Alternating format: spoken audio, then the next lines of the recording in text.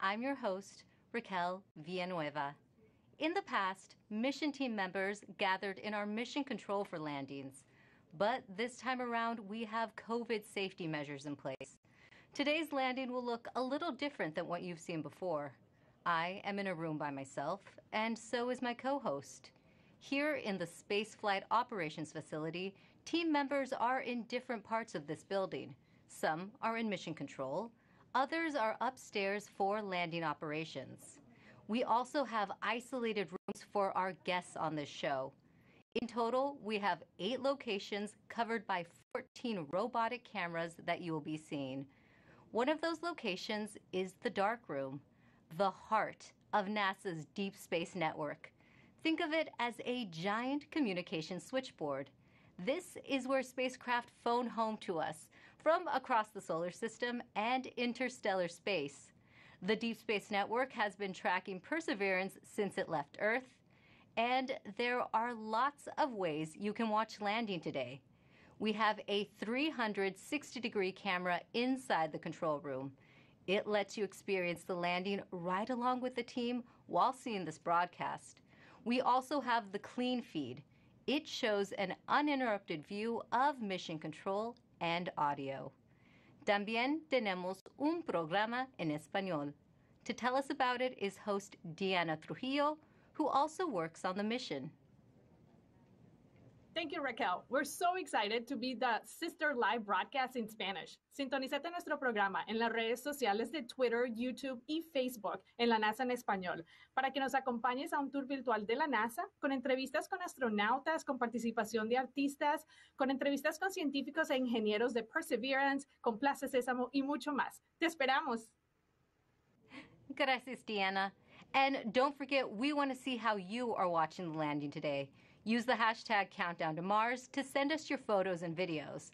To preview what interviews are coming up is my co-host from the JPL News office, Marina Jurica.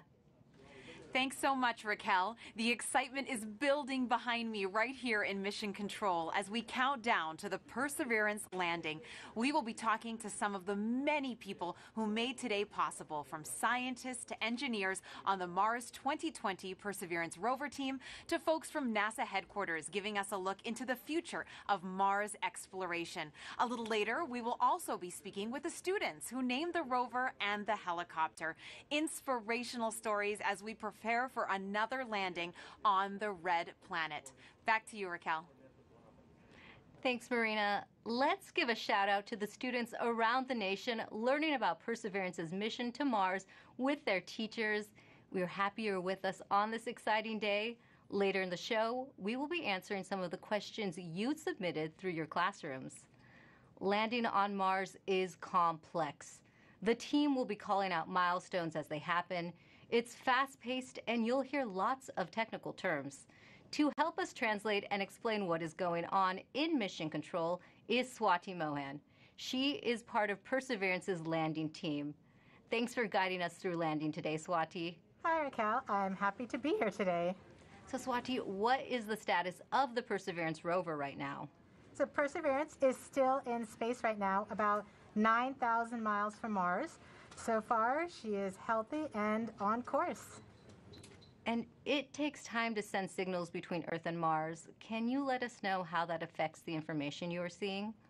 So Mars is about 127 million miles from Earth right now. That means it takes about 11 minutes from light to travel from Mars to Earth.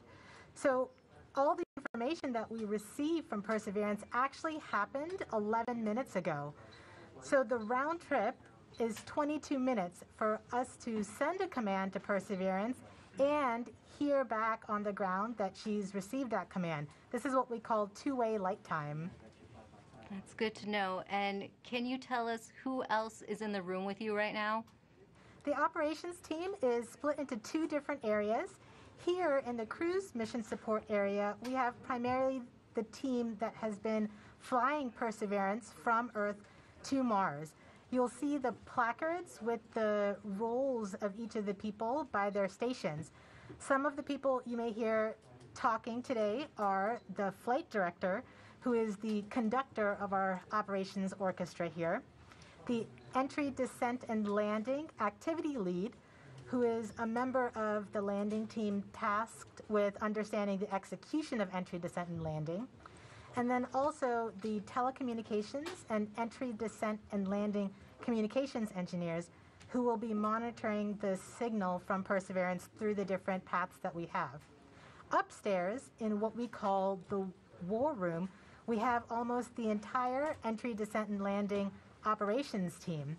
And then across the hall from them, we have the surface mission control room, where the surface operations team is ready and waiting to take over as soon as Perseverance's wheels touch the ground.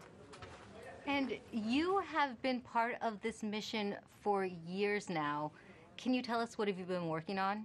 I've been working on Perseverance for almost 8 years now as a guidance, navigation, and control engineer, working primarily on entry, descent, and landing. One of my big tasks was to help with terrain relative navigation. Perseverance will be the first mission to fly terrain relative navigation. So while she's descending on the parachute, she'll actually be looking at the ground with a camera, seeing where she is with respect to the Martian surface, and choosing a safe spot to land that she can get to. After so many years of working on the mission, it's an honor to be here today as the mission commentator. We're happy to have you here. Thanks, Swati. We'll be checking back in with you in just a few minutes as Perseverance approaches its next milestone. Sounds good. But for now, let's learn more about the rover's mission once it lands on Mars. You know, Mars is the closest place that we can reach with robotic exploration that we think had a really good chance of having ancient life. The Perseverance rover will land at a location called Jezero Crater. Jezero Crater is a very interesting place. It's a crater that once held a lake. There are a lot of craters on the surface of Mars that could have once hosted ancient lakes, but not every crater that we think had a lake actually preserves evidence that that lake was there. It had an inflow channel and it had an outflow channel. That means it was filled. The crater was filled with water. In Jezero, we have probably one of the most beautifully preserved delta deposits on Mars in that crater. This is a wonderful place to live for microorganisms, and it is also a wonderful place for those microorganisms to be preserved so that we can find them now so many billions of years later. There is no other place on Mars that has the unique combination of a lake setting, a beautifully preserved delta, and the diverse mineralogy that we have in Jezero Crater. So it's truly a special landing site. The major goal of the Perseverance mission is to investigate astrobiology on Mars, and in particular, to address the question of whether life ever existed on Mars. The Perseverance rover starts with a design that's very similar to Curiosity. We've added to it a whole new set of science instruments, and these science instruments were purposefully selected to help us in the search for biosignatures. We're going to be taking microphones with us.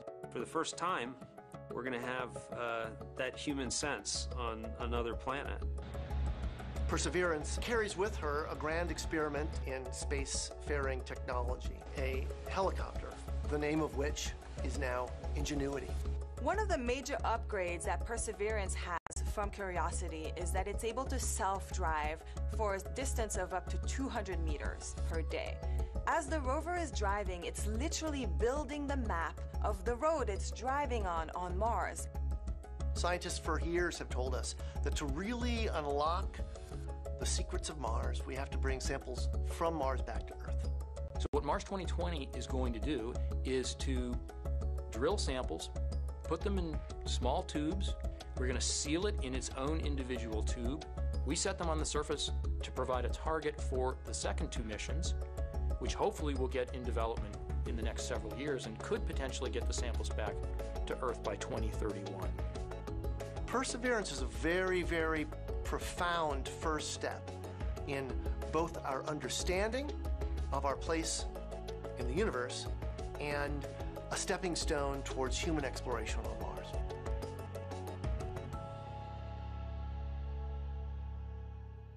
You are watching live Mars landing commentary, and Perseverance is about to reach another important milestone. Swati, can you tell us what is happening? We are at a milestone where the operations team determines whether they're ready to turn off the transmitter to Perseverance. Turning off the transmitter is like taking your hands off of the wheel. At this point forward, Perseverance would be on her own to execute entry, descent, and landing over 500,000 lines of code. Let's listen in. Okay, all stations, we are ready for the transmitter off pole. ACS, are you go? ACS, are you go? ACS is go. Phase 2. Phase 2 is go. Activity. Activity is go. Uplink lead. Go. Systems. EDL com. Go. Telecom 1. Go. Telecom 2. Telecoms go. GDS 1. Go. GDS 2. Go. Fault protection. Go. Power. Go. Avionics. Go. Thermal. Go. Flight software. Flight software go. Data management. Go. Propulsion. Go. Art lead. Go. Team chief. Go. ACE. Go. Launch cruise phase lead. Go. Deputy mission. Go. EDL phase lead. Go. Mission assurance. Mission assurance is go. Chief engineer. Chief is go.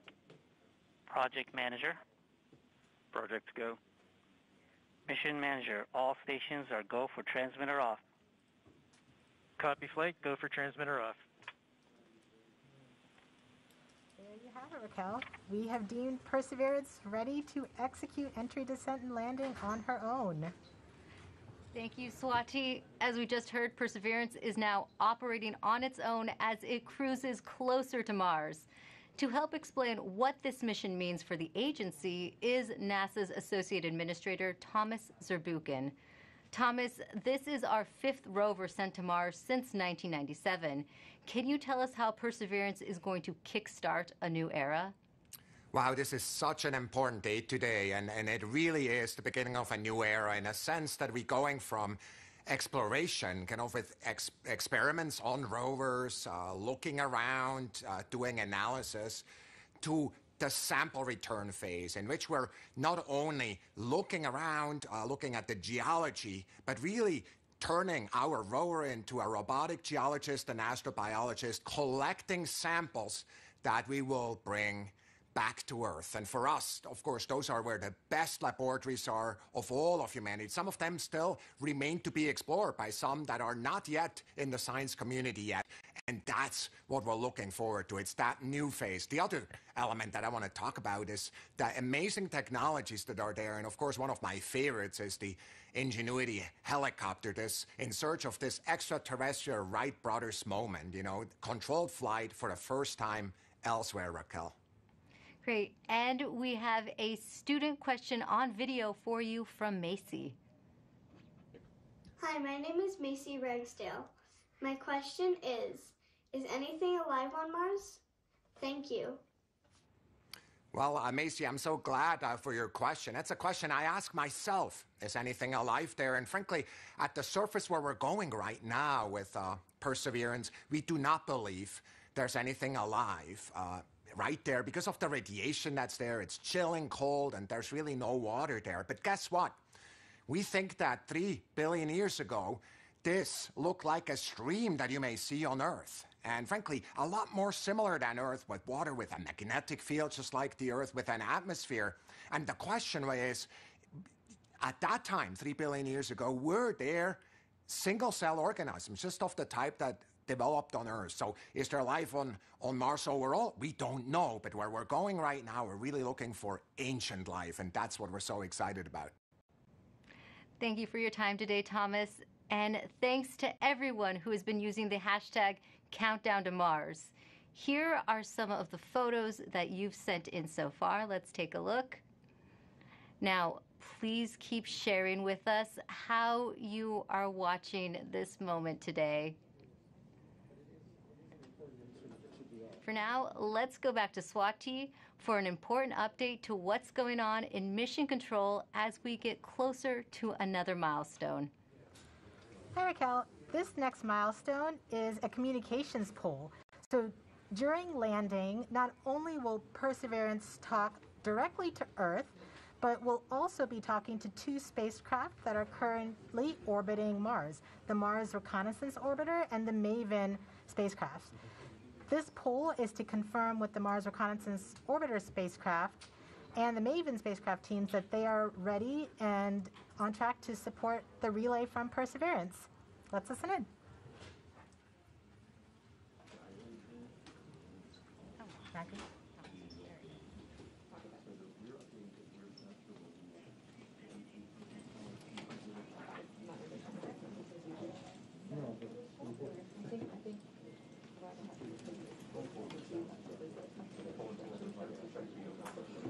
EDL comm flight. Go flight. Have you performed the comm check and readiness of the orbiters? We have performed the voice check and the readiness poll and can confirm that MRO, MAVEN, EDA, Radio Science 1 and 2, UHF, DTE, DSN, and EDL GDS are all ready to support. Copy, EDL comm.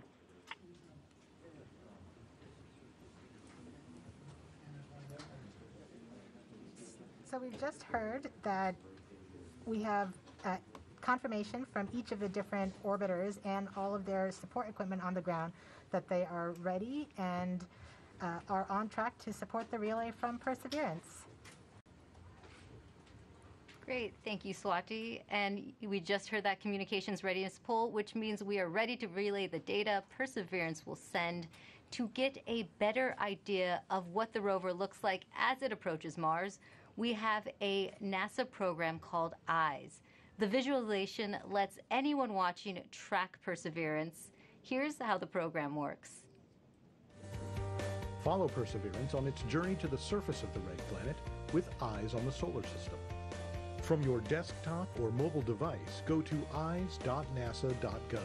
Click on the banner, and now you're with Perseverance in real time through every step of EDL. Entry, descent, and landing. This interactive experience lets you ride along from whatever perspective you choose. Click and drag, scroll in, scroll out. Check out the descriptions and explanations to increase your EDL expertise. Experience every entry, descent, and landing event precisely designed and executed to land Perseverance safely on Mars. The EYES experience is based on predictive data. But during this broadcast, you'll see a different visualization called Ranger, and it's based on the real communication the team in Mission Control receives from Perseverance in near real time. This is the visualization the team will follow as data fills their screens while monitoring the health of Perseverance on its nerve-wracking course to another successful Mars landing. Enjoy the ride.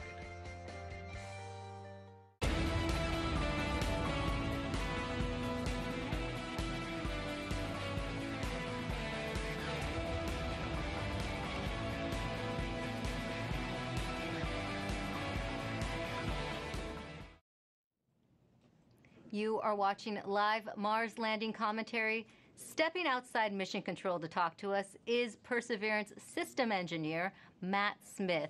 Thanks for joining us today, Matt. Hey, Raquel. Well, coming from Mission Control, we are going to hear terms related to landing. Can you help us understand what some of them mean? Sure, definitely. One thing you'll hear a lot about is telemetry. So telemetry is just our way of talking about data that's coming from the spacecraft and telling us important things like temperatures on the vehicle, pressure, how much fuel we have left, and other things that we need to understand for the health and safety of the vehicle. You'll also hear the word nominal, hopefully. Nominal means everything is expected, everything is okay, we're good to go. You'll hear also a lot about velocity and deceleration. So velocity is just our speed combined with the direction we're going. And deceleration is our slowing velocity. So we're coming in at over 12,000 miles per hour, and we're going to slow down to a nice, comfortable 2 miles per hour at landing, and that's our deceleration. Speaking of landing, you may hear a couple important terms at landing itself. One is RIMU stable. So the RIMU is a device on the rover that measures the rover's orientation and whether it's moving. So we want a nice, stable landing spot without any motion. You'll also hear UHF stable, hopefully. UHF stable refers to good telecommunications link with the rover and indicates that we've had a good separation between the descent stage and the rover after the sky crane maneuver. Finally, you may also hear Tango Delta nominal, or touchdown nominal. That means we've touched down on the surface of Mars within the expected range of safe landing speeds. Thanks for that breakdown. Now, this is your first Mars mission. What have you learned from this experience? Yeah, one of my takeaways is that you can almost never be too careful when it comes to Mars. You definitely can't take Mars for granted. You know, we've checked and double-checked and triple-checked everything on our way to Mars, and you know, even though we've done this once before using the sky crane technique on the Curiosity rover, you know, I think everyone's going to have everyone's going to hold their breath until we're on the surface of Mars this time around. And we have a social media question coming in. Nor the Door on Instagram asks, how complicated is the automated landing sequence and who wrote the code? Yeah, it's quite complicated. The automated landing software needs to do literally hundreds of things all on its own, just right with sub-second timing accuracy. And it's the result of many hundreds of people over many years, stretching all the way back to Curiosity and then improved for the Perseverance landing today at Jezero Crater. Great. Thanks for your time today, Matt, and good luck. Thanks. Now, landing on Mars is hard. Landing on Mars during a pandemic is even harder. The team behind the Perseverance rover faced one of its biggest challenges when the coronavirus pandemic struck. Here's how they kept the mission going.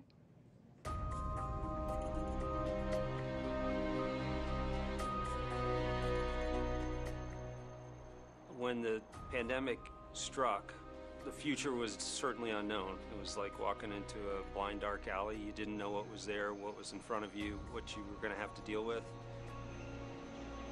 It's something that nobody expected. It's something nobody could plan for. So we all were asked to start working from home. Rather than your first priority being mission success and getting to the launch pad, your first priority immediately gets displaced, and it's now the safety of the people. And it took a lot of work to put stuff together in order to keep momentum going, to keep people working safely, keep them healthy, and to keep the project on schedule. We called the effort Mars 2020 Safe at Work, and the objective was to keep the team as safe or safer than they would be if they were not working. You know, putting a spacecraft together that's going to Mars and not making a mistake, it's hard no matter what. Trying to do it during the middle of a pandemic, it's a lot harder. And liftoff. As the countdown to Mars continues, the perseverance of humanity launching the next generation of robotic explorers to the Red Planet. Certainly never done something like this before. Try to lead a team that's flying a spacecraft on the way to Mars while getting ready for landing, while doing it all from home. There's no doubt that working in isolation, not virtual isolation, but in physical isolation from everyone else, is a challenge.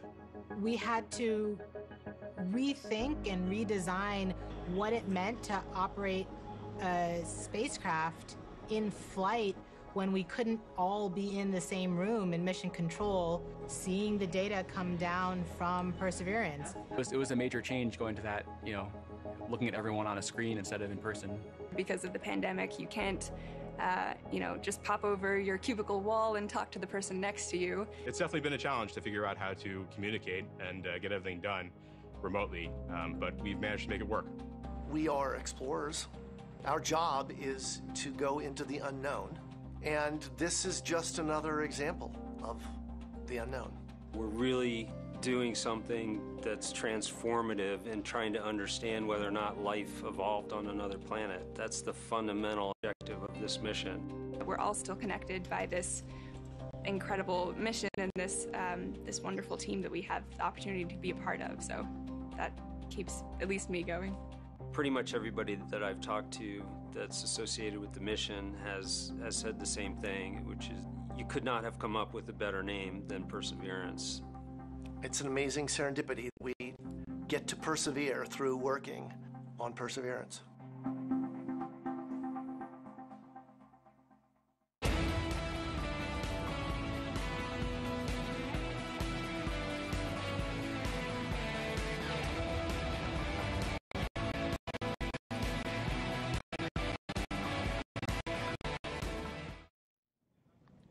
Joining us now is Perseverance Deputy Project Manager Matt Wallace. Matt, just how ambitious is this mission, and how does this team stay on track with unexpected challenges like the pandemic? Well, it's a very ambitious mission. You know, we're carrying not only a host of new, extremely capable science instruments to do that science mission that we've talked about, but also a number of technology experiments to provide feed-forward information into the next set of robotic explorers or even human exploration of Mars. So there's a lot for us to do. We look a lot like Curiosity, but in fact we're carrying 50% more payload down to the surface of Mars, and so it's been a big challenge. You know, and it was particularly challenging when the pandemic struck. It came at a critical time in our processing. We were just months away from launching. We're trying to essentially get the spacecraft assembled, do the final tests. We did not have a lot of margin in our schedule, and our focus just entirely shifted from that to keeping the team safe and keeping their families safe. And we had to do that quickly. We had to make the adjustment quickly. I think, you know, we got through it with a lot of help. A lot of people stepped up to make it happen. The team was tenacious, and we managed to get it launched and fly it to Mars. You know, thanks to a lot of help. And Matt, just how large is the team that worked on Perseverance? It's a big team. A couple thousand people here just at JPL, in fact, have worked on the mission. And then almost every other NASA center has contributed in some significant and critical way as well. We have over 1,000 industry partners that have provided hardware into this mission from 44 different states, 60 different cities. And of course, we have international contributions from Europe and many other international providers as well. So it's a big team. It's taken a lot of people to get us to where we're at. That is a big team.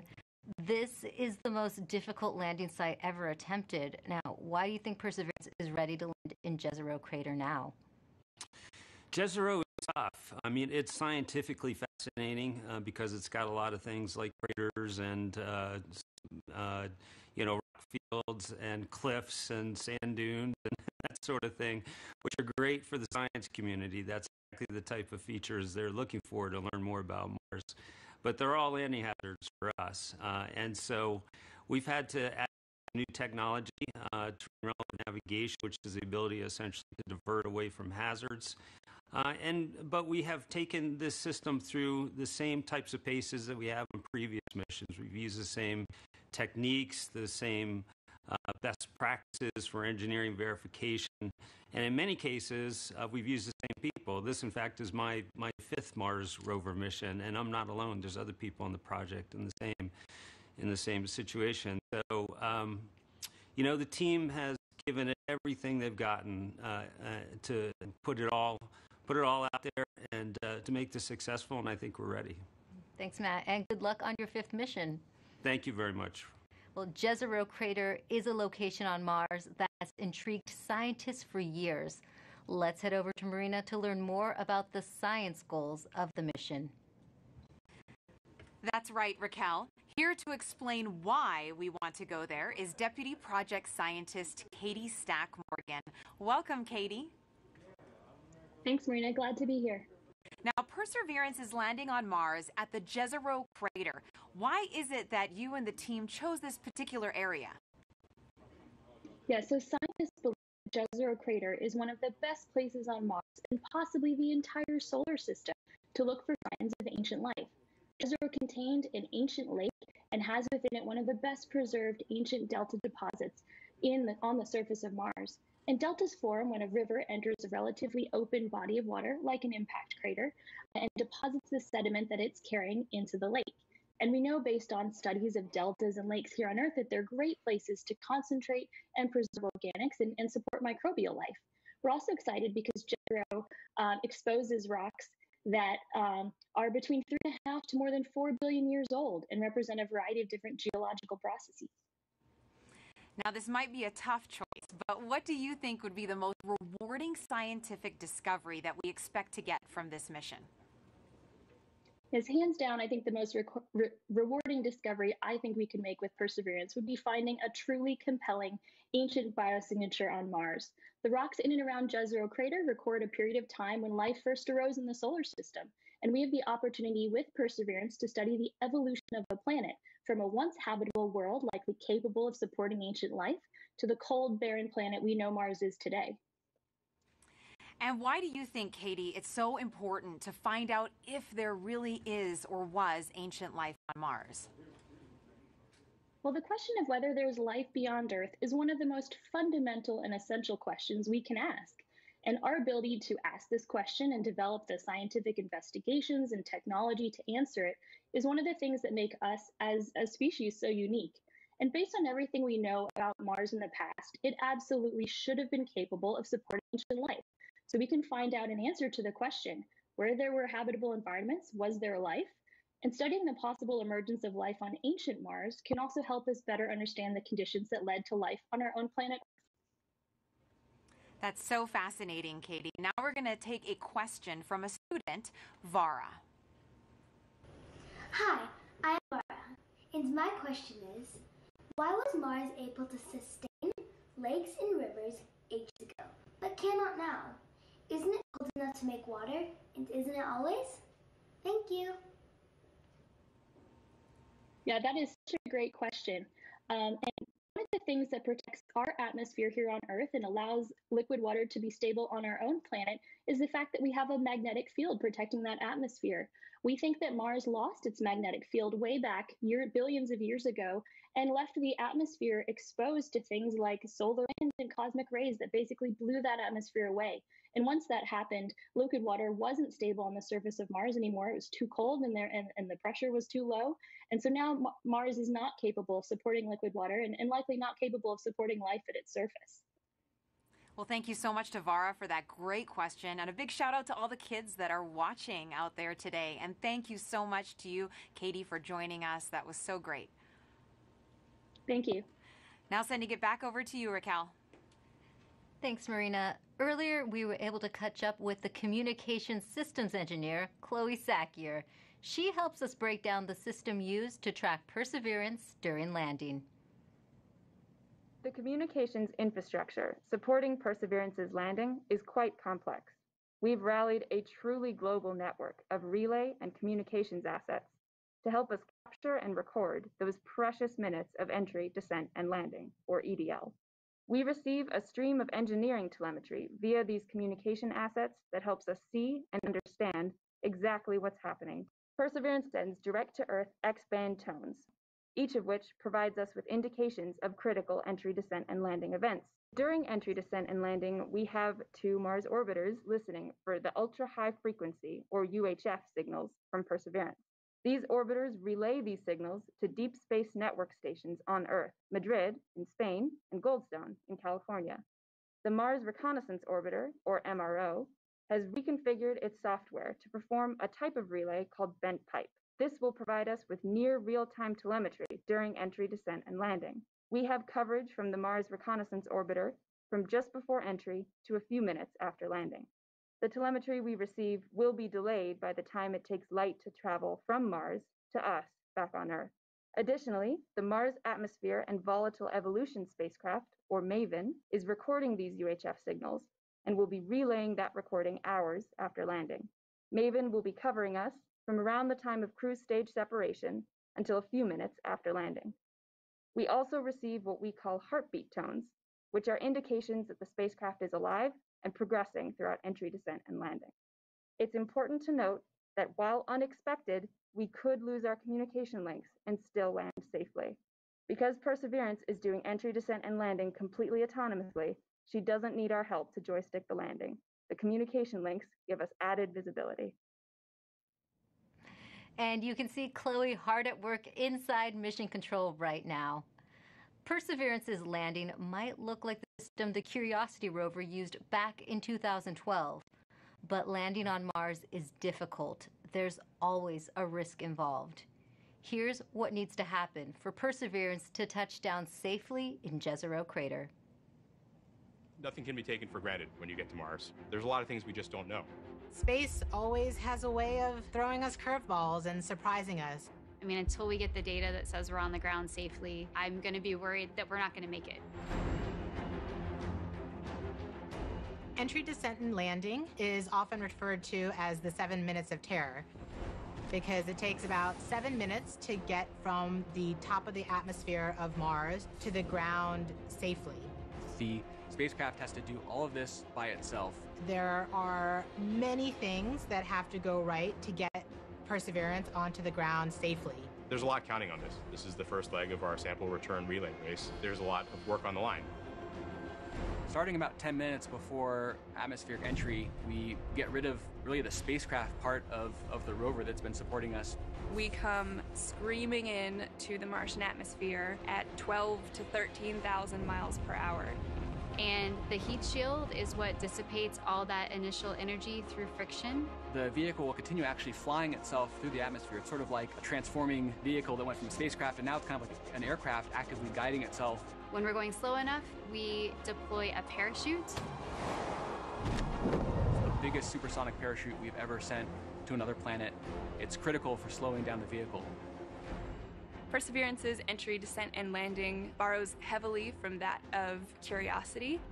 But fundamentally, Perseverance is a different rover. She's bigger, she has different instruments. We've added a lot of smarts on the inside to make it more capable so that it can deal with the landing site that we've given. The science team identified Jezero Crater as basically an ancient lake bed and one of the most promising places to look for evidence of ancient microbial life and to collect samples for future return to Earth. The problem is it's a much more hazardous place to land. When you look at Jezero, all you see is danger. How do we go to a site that we never thought was safe enough to go to before? So the heat shield, which has protected us all the way through entry, is no longer necessary. We need to get that off so that we can actually see the ground. And we can see the ground in a couple different ways.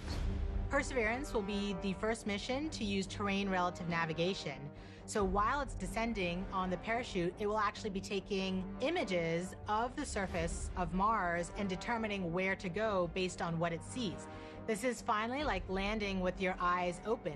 Having this new technology really allows Perseverance to land in much more challenging terrain than Curiosity or any previous Mars mission could. Amongst the rocks and the craters and the cliffs, these things are hazardous to the rover, but these are the things that are interesting to the scientists.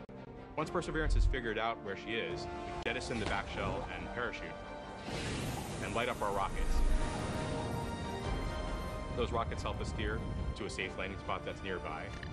That descent stage takes us all the way down to about 20 meters off the ground. That's when we start the sky maneuver. Once the rover has hit the ground, the descent stage will cut loose from the rover and fly away to a safe distance. But surviving that 7 minutes is really just the beginning for Perseverance. Its job, right, being the first leg of sample return, to go look for those signs of past life on Mars. All that can't start until we get Perseverance safely to the ground. And then that's when the real mission begins.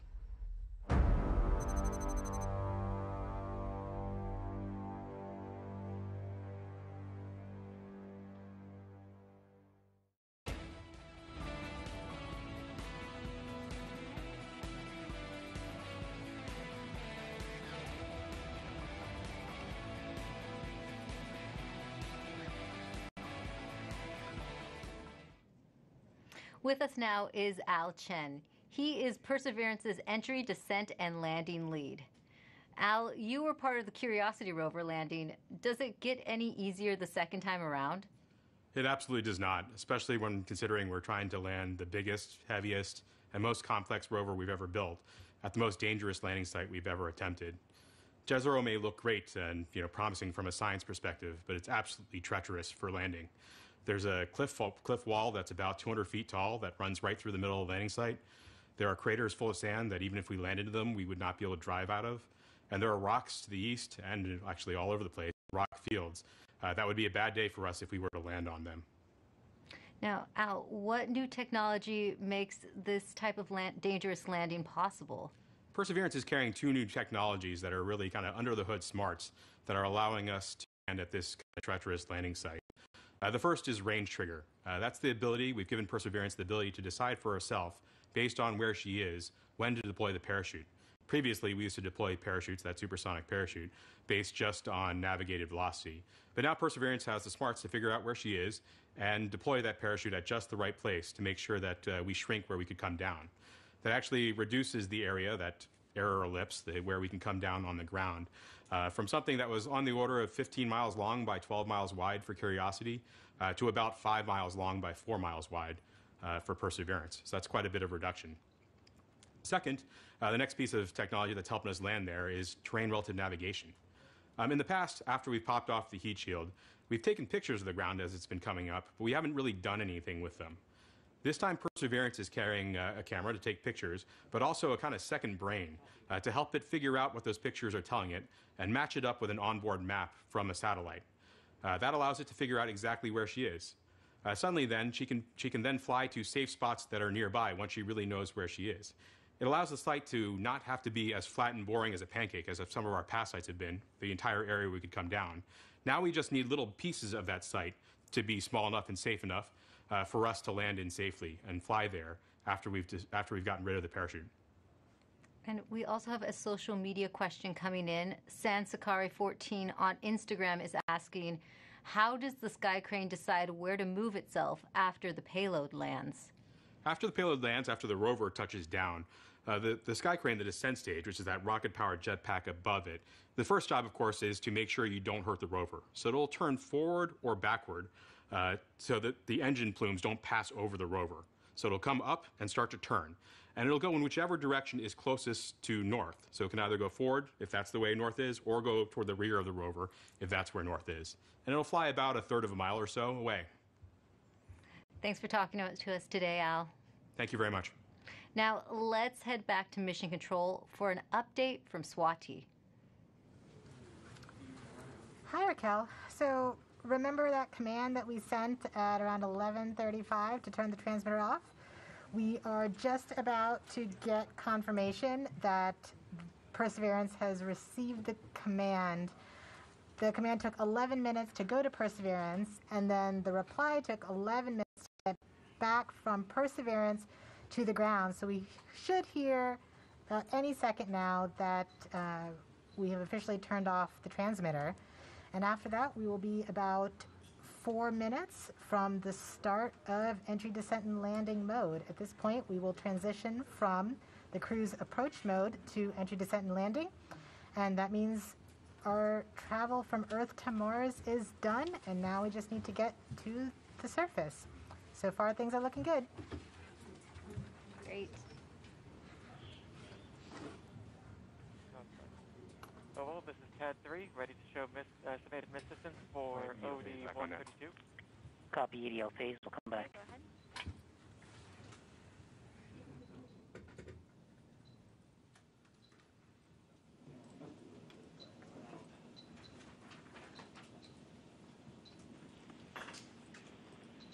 Flight Ace. Go Ace. Our tracking stations have all confirmed the results of the transmitter drive off and in lock one way. Copy Ace. GDS flight. Flight GDS. At this time, I'd like to disable the alarms before EDL main. So please disable all the alarm files and start a new downlink session. Copy that, EDP. Copy that, proceeding now. Confirmation that we are now officially one way and the transmitter is off.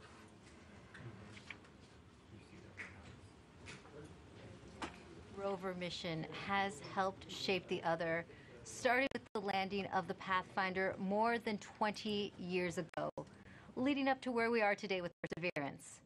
Perseverance Deputy Project Manager Jennifer Trosper has worked on every Mars rover mission, and she joins us now. Jennifer, how does Perseverance fit into the history of exploring Mars? Thanks, Raquel. It's great to be here. Well, Perseverance is NASA's 5th rover on Mars, and I've had the privilege of working on every one of them. And the very first rover was the Sojourner rover we sent in 1997, and it was the size of a microwave oven.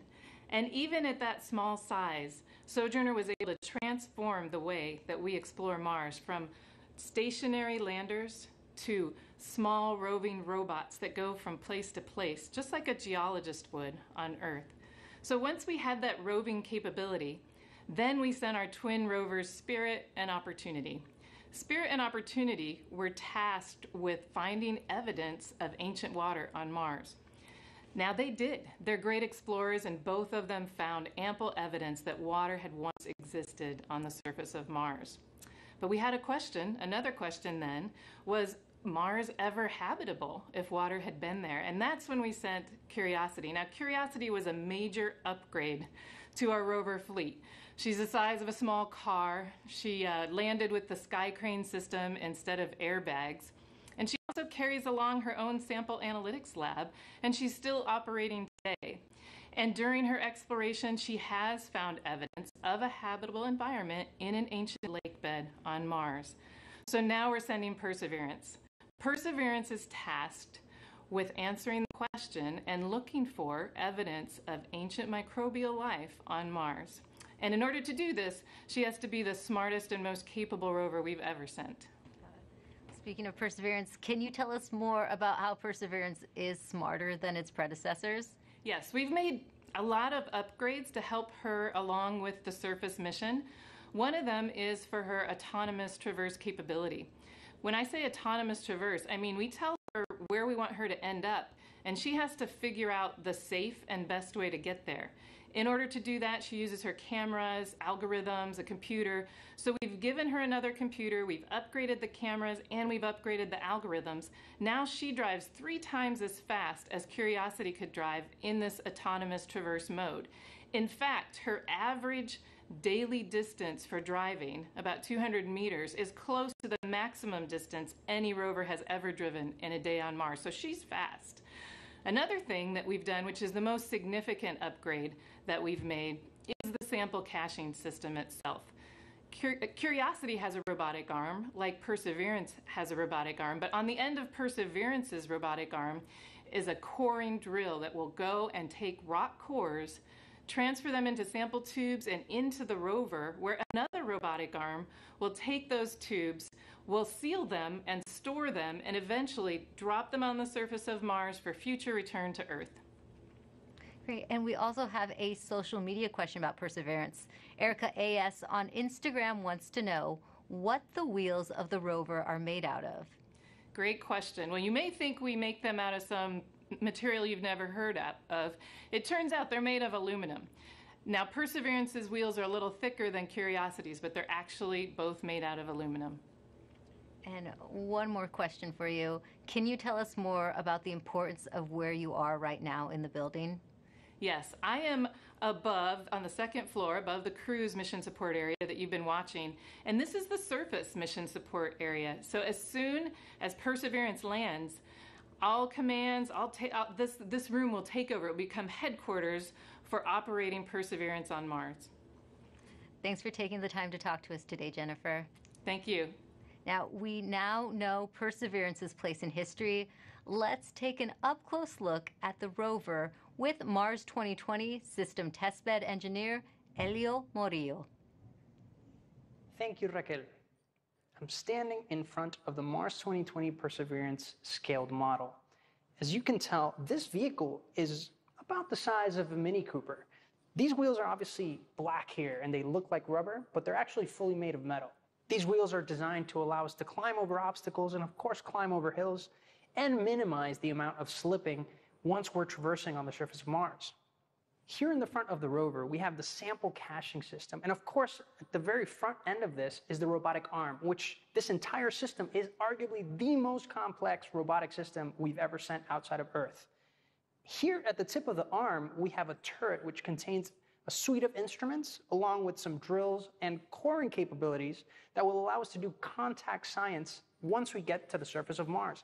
Not only that, this robotic system is equipped to collect samples about the size of a piece of chalk that then eventually will be stored inside of the vehicle and dropped off in a later location so that an eventual mission can go and return these samples to Earth, something we've never done in the past. Here in the front, we have the remote sensing mast. Something of note is that this mechanism is going to be stowed upon the touchdown on the surface of Mars. And one of the first critical activities we do is deploy this mechanism. This mechanism includes several cameras that are going to give us some of the most breathtaking images we've ever taken on Mars. Along with that, we have some lasers as well as a spectrometer. They're going to allow us to do some remote science.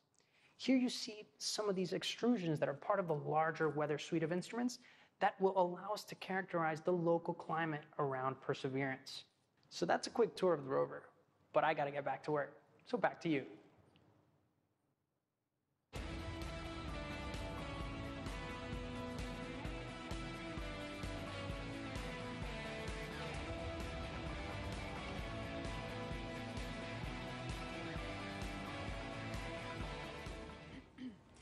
Perseverance is collecting samples of Martian rock for future return to Earth. We've heard that scientists have been wanting to bring Martian samples back for many generations. And here to talk a little bit about that is NASA's Planetary Science Division Director, Lori Glaze, who joins us now to talk about the role Perseverance will play in NASA's future goals.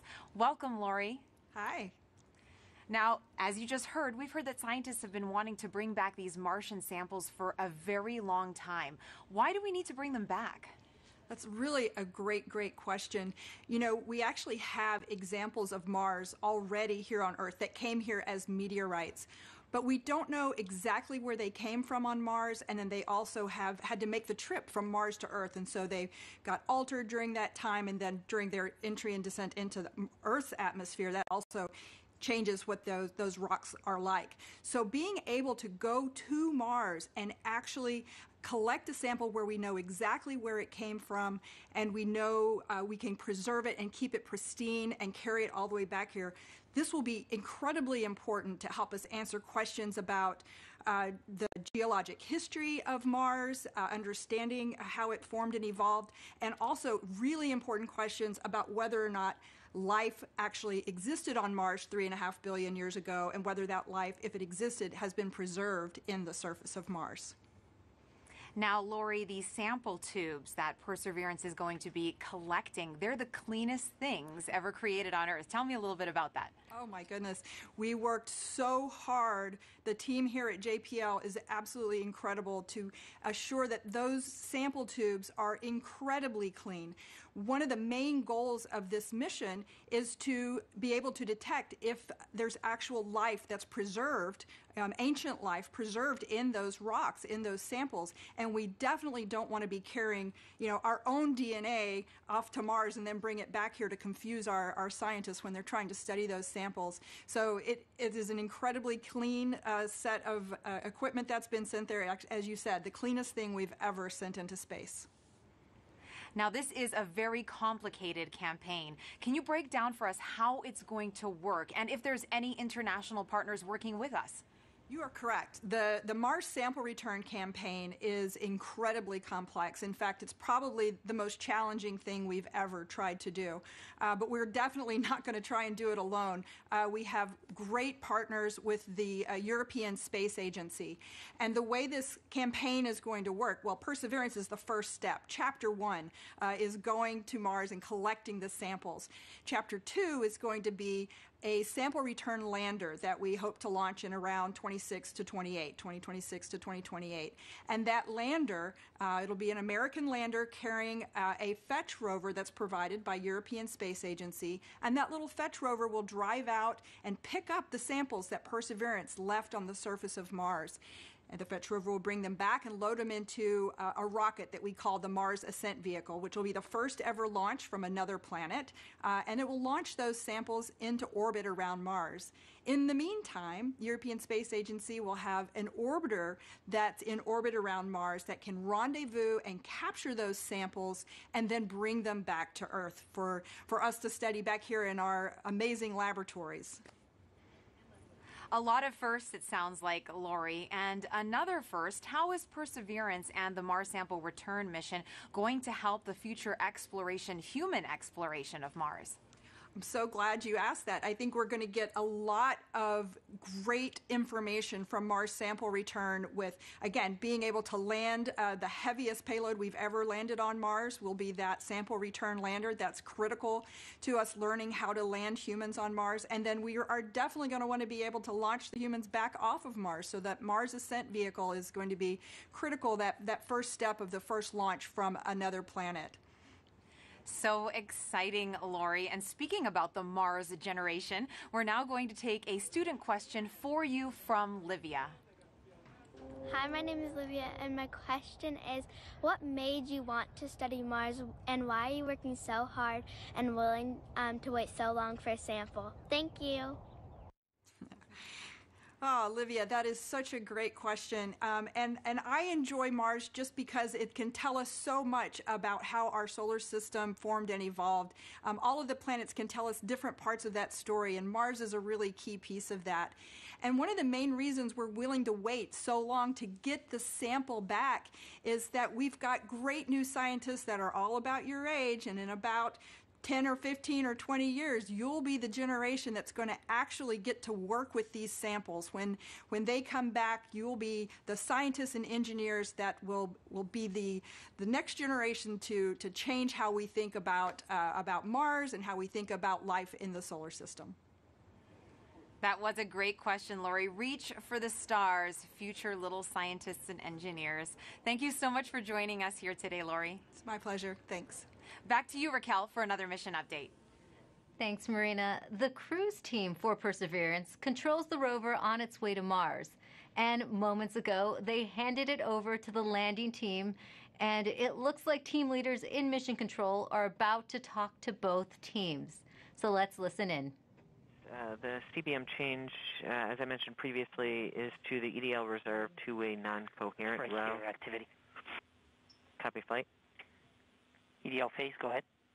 Flight proceed. Pep talk, I guess, to the team. All right. I'm terrible at pep talks. I think my reputation precedes me there. And look, I know this hasn't been easy, right? I'm not even sure we've even been all in the same room at the same time. I mean, I'm staring at folks across the internet as well. Even now, right? Only. Yeah. Voice check. Okay. I do want to just extend my heartfelt appreciation from the EDL team to the launch cruise team. You've done everything we've asked for, right? I mean, you've battled anomalies, you've dealt with Cepheids, you've done everything. You delivered a healthy spacecraft to the place that we want to go, and she's right on target, right? You did the last maneuver literally 2 months ago, right? This is pretty incredible, in my opinion. And she's armed with the right information to help us land. Doing the parameter update last night, we're ready to roll. You've done everything right. And you've put up with us too, right? You've put up with our eccentricities and the things we like to do in EDL land. So I very much appreciate that. So you all should sleep in on Friday, since you guys have earned it. Thanks for literally and figuratively putting us in the right position to succeed. And let's land on Mars together. Copy EDL phase. And as flight director, I also would like to thank the whole team, cruise ops, EDL ops, EDL team, and the surface ops as well. It's been an amazing journey. I think we all know that. And it's been my honor and pleasure to work with you all side by side. And your tireless efforts and endurance in the face of our challenges has been truly, truly inspiring. So kudos to you.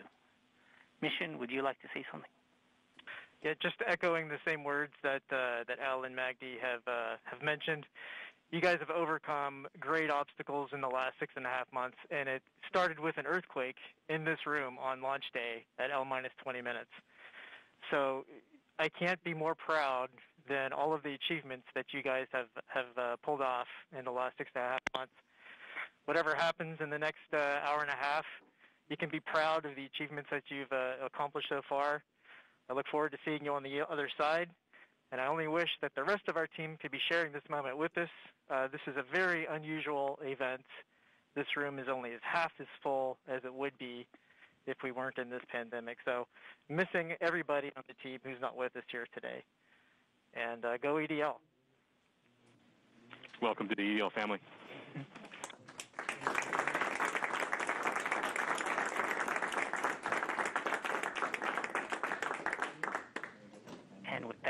Godspeed, Perseverance.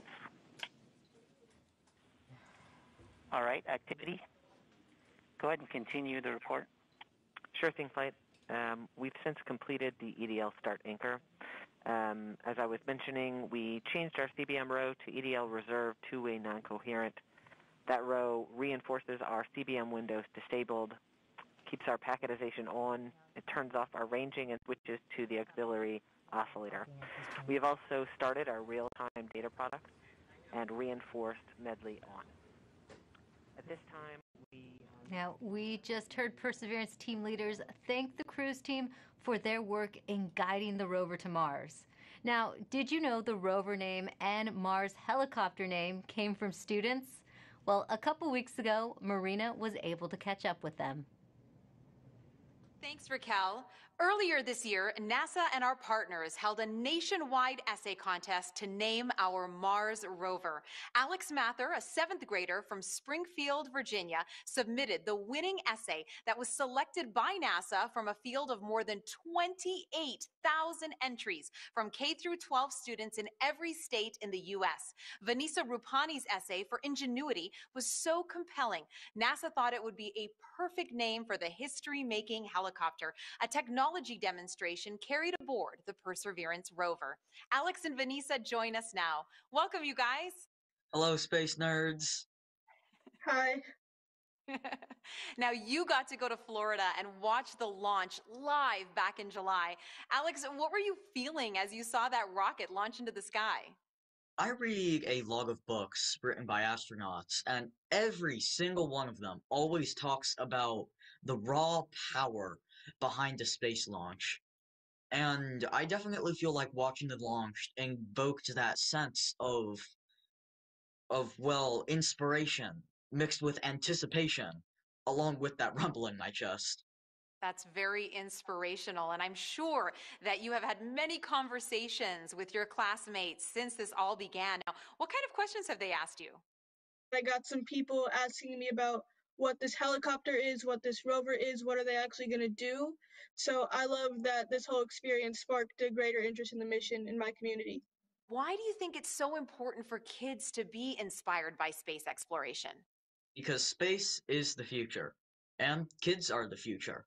Learning about space and watching the story of humanity spread to the stars happen is watching the future happen and seeing history unfold. The best way to keep our home safe and protect our planet is to learn from the worlds around it. So I think it's really important for the next generation of scientists to be engaged in that type of exploration to make our home the best place it can be. Now, speaking of the future, what has your life been like since naming the rover and helicopter? Has it sparked any future aspirations for the two of you? Oh man, I am currently applying to a science and technology school for high school. Hoping for a NASA internship sometime along the way, with my ultimate goal being to join the incredible team of scientists and engineers who are about to make this happen. This whole experience has definitely shown me that I want to go into the space industry. I came home from Florida, did all my college applications, and checked aerospace engineering on all the boxes. I mean, the whole time we were there, I was thinking, why would anyone want to do anything else? So true, and the best of luck to both of you. Thank you so much for joining us here today, Alex and Vanessa. Thank you for having us. Thank you so much. I had a great time.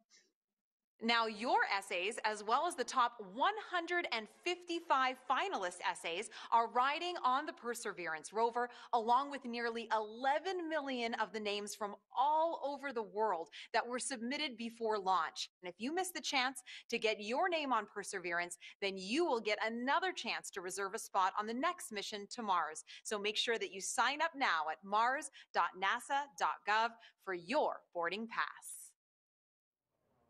As virtual celebrations are happening all over the globe, let's take a look at some of your submissions on our social channels, showing us how you're celebrating the Perseverance landing right now. And remember to hashtag Countdown to Mars and send those in. We would love to show them off. Look at these kids. They are getting so excited. Everyone's watching it. A lot of classrooms are watching it. Oh, and great, someone did a Lego version of Perseverance, which is awesome. It looks fantastic. We love getting all your pictures out there. We've gotten a lot of artwork from kids, which has been great. I know I have a 9-year-old John at home, and he loves to draw the rover. And look at that. That is awesome. That's better than anything I could bake, that's for sure. Perseverance in a cake. That looks so great. Delicious. I want to get into that. Another great send-in from David Bowie Reel. Thank you so much for your submissions. Remember, hashtag Countdown to Mars. We love to see how you're celebrating. Now, you might know our next guest from shows like Emily's Wonder Lab. Joining me now is Emily Calandrelli. Thank you so much for being here with us today. Hi, thanks so much for having me. Now, you are very passionate about getting kids interested in science and space exploration. Why do you think kids are so excited about space? Well, I know the reason I'm excited about space, and I think it's the same reason that many others are excited about space, and it's that the people in the space industry work to answer two of the biggest questions that humans have ever asked. Are we alone in the universe, and where did we all come from? And by sending a rover to Mars, we are gaining evidence for the answers to these questions, more evidence than we ever had before, and I think that's so exciting. It is, and I know you get loads of interesting questions from kids. Have you gotten any about Mars specifically? Oh my gosh, yes. Everybody loves Mars. It's in movies and books and TV shows, and everybody loves Mars. So one of the things that I get asked a lot is that, it's called the red planet. Why is it red? Well, it's red because it's literally rusty. The top layer of soil on Mars has iron oxide in it, or rust, and rust has that brownish red color. So it's red because it's rusty. And also because it's red, they ask, is it red hot? Is it really hot on Mars? And well, no, actually, it's colder than the Earth. It's farther away from the sun. So as you would imagine, it's a little bit colder than the Earth. It also has a really thin atmosphere. So the heat that it does have, it has a hard time keeping in. And so it's a little bit colder. But then I also get asked, what would I weigh on Mars? That's a really fun question. So on Mars, it's a little bit smaller than the Earth, so the gravity there is weaker. It's about 3/8 the gravity that we have here on Earth. So if you weighed 100 pounds here on Earth, you'd weigh 38 pounds on Mars, or 100 kilograms here on Earth, 38 kilograms on Mars. Those are all super fun. I think even some adults want to know the answers to those questions, Emily. Now, why do you think it's so important to educate kids about science and give them that great foundation? Well, science is the language of nature, and learning about science and learning how to think like a scientist means you are learning how to systematically seek out truth in the world. You are learning the scientific method, you're learning how to be a critical thinker, and honestly, those skills are great for whatever you end up wanting to do in life.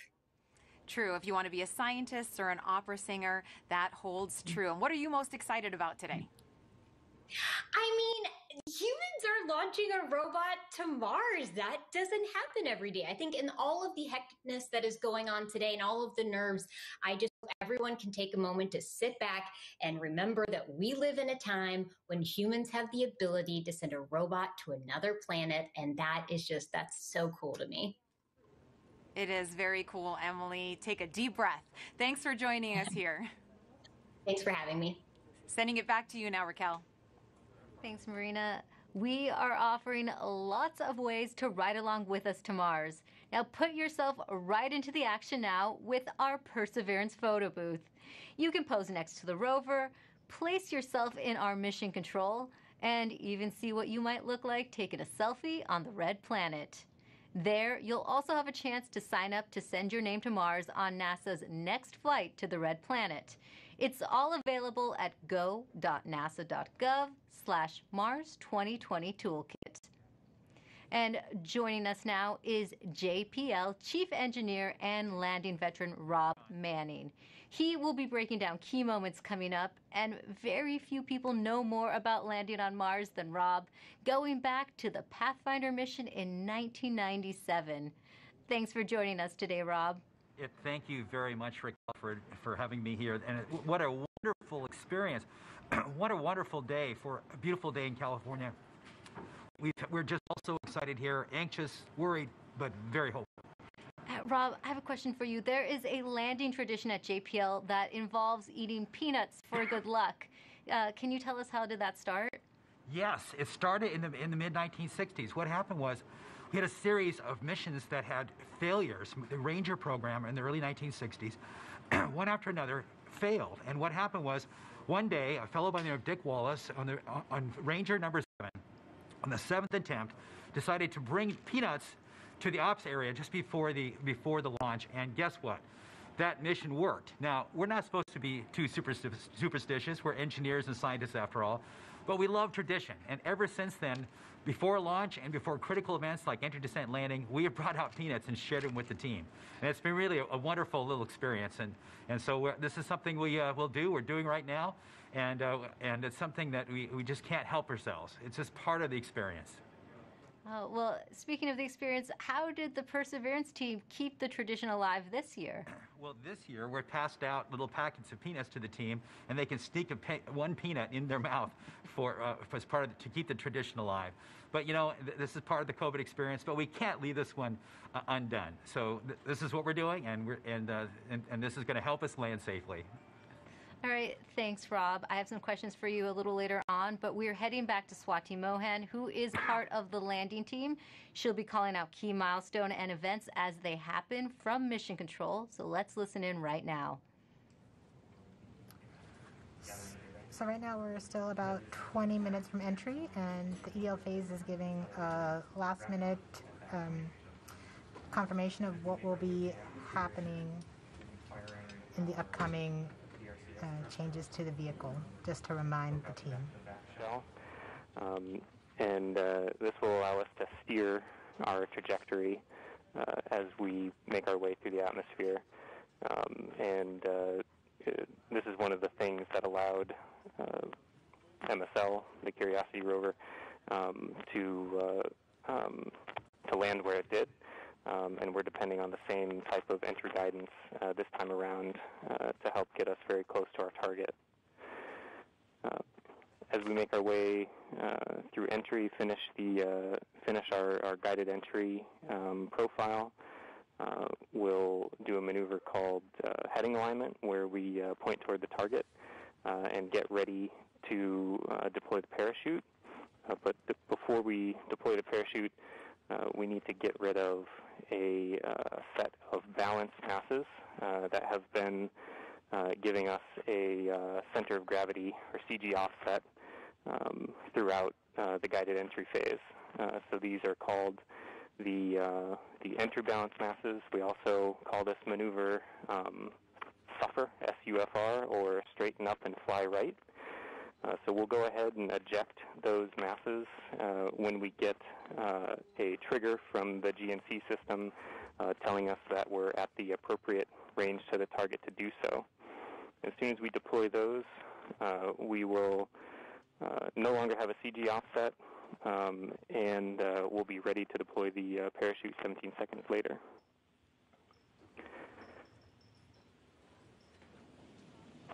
Right where the Perseverance team is sitting now, what's in store for them as we approach landing?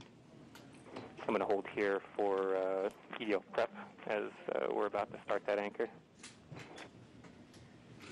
Copy, phase 2. And activity, please call that out when it's ready. Copy, flight. Can I make the announcement now? Okay. Maggie's make the announcement that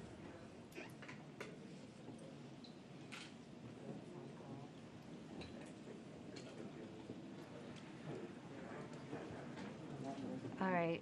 Now, Rob, you've been right where the Perseverance team is sitting now. What's in store for them as we approach landing? Well, this is the nail-biting time. Fortunately, we still have ones and zeros coming, but very soon, as we approach cruise stage separation, the transmitter on this rover we've been using all the way to get to Mars is going to be turned off. So we will lose our ability to see ones and zeros. But the good thing is, once the cruise stage is gone, there's another radio that will continue transmitting a tone, so that like a flashlight, that will allow us to at least see that the vehicle is still on, and that color of that flashlight tells us a little bit what state the rover's in. But soon after that, it won't be very long before we'll be able to hear more ones and zeros coming from the spacecraft. So this is a really exciting time, and it's just important to remind people there's a lot that can go wrong in a day like today. There are thousands of things that have to go right. Yeah, we had success in the past landing on Mars. You'd think it gets easier, but it really doesn't. Why is it still so difficult? Well, it's because it's involved thousands and thousands of things, hundreds of thousands of lines of code. There's 79 pyrotechnic devices. Each have to work perfectly. One critical wire short or one key thing mechanism that doesn't work or breaks, and it's mission over. And so it's and it's very easy. We're human beings. We're not perfect. Mistakes can be made. We count on each other to find our own mistakes, and we work very hard to learn from the mistakes of the past. We've had many failures. Remind people, roughly half, around half of the missions to Mars over history have failed. And so that could happen today too. Even though we've had a nice, wonderful string of successes in the United States, it's still still a bit of a gamble that we have hoped that we have erred in the side of luck, and we've stacked the deck and loaded the dice to make this thing succeed. But if we do fail, and something bad happens today, I can tell you, we're going to learn it. We'll have the data that tell us what happened. We'll know why. We'll figure it out. And if we are allowed, we will pick ourselves up and get us back on the horse. And if Congress and NASA allow, we will try again. As we always do, we will learn from our mistakes. And what are the possible scenarios we could be looking at today? Well, there's things like one of the key stressful elements for all of us is parachute inflation. But just even separating from the cruise stage is a pretty major event. Lots of devices have to work properly. Certainly, the heat shield separation, getting the descent engine started. There's no less than 16 rocket motors that have to work. 8 to control during entry, another 8 to control it during landing. I said it's a lot of stuff, and it all has to work. And guess what? We haven't done this before with this vehicle ever. This is its first attempt to actually land. We can't try this on Earth. We don't have test pilots to try it out on this planet before the big show. So this vehicle is doing it for the first time. We've done the best testing we could do in bits and pieces, but it's as best as we could do. But I think our team is up to it.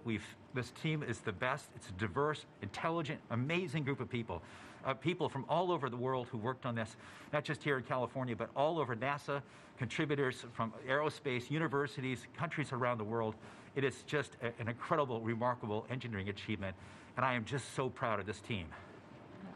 Thanks, Rob. Now, let's listen back into Mission Control. Flight, we're about 14 minutes from entry interface. The vehicle is currently preparing the heat rejection system that has kept the thermal system cool inside the air shell for about the last 6 months. This will allow the spacecraft to more easily cut the line in upcoming cruise stage separation, which is under 4 minutes now.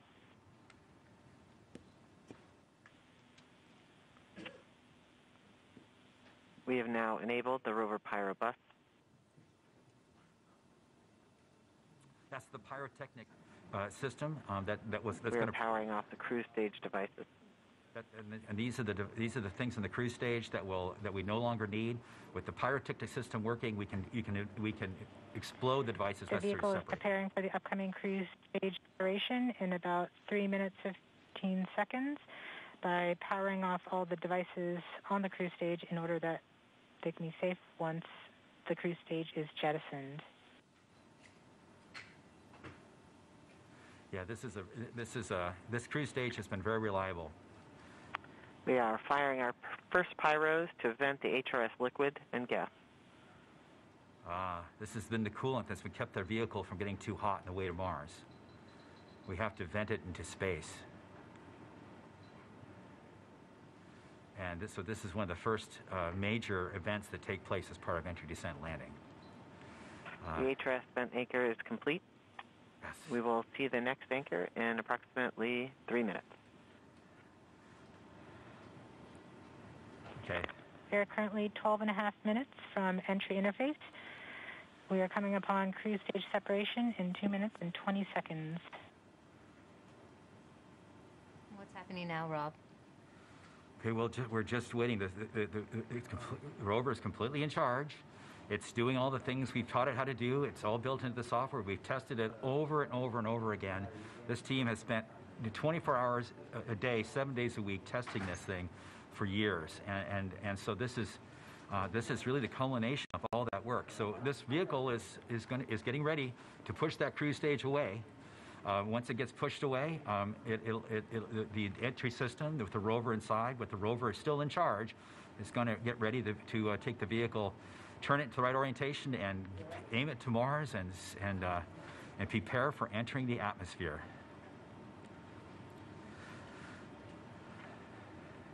This won't be long. Be prepared for this event. We're about 1.5 minutes from cruise stage separation, about 11 minutes, 20 seconds from entry interface. Okay, so it's about 10 minutes from cruise stage separation till entering the top of the atmosphere. From then on and out, things happen fast. We are switching to MFSK tones. Telemetry will have stopped. Telecom is confirming that the spacecraft has switched to broadcasting tones. These tones are received directly from Perseverance, but have very limited information content. We won't receive real-time information until about 9-10 minutes from now, once the Mars Reconnaissance Orbiter starts relaying information from Perseverance. We are under a minute from cruise stage separation, about 10.5 minutes from entry interface. It's getting exciting. I have to admit, I am quite anxious, but very hopeful that this machine is going to do what we asked it to do. We are seeing the heartbeat tones. Okay, that means that there's no more ones and zeros coming. It's just the vehicle telling us it's still alive.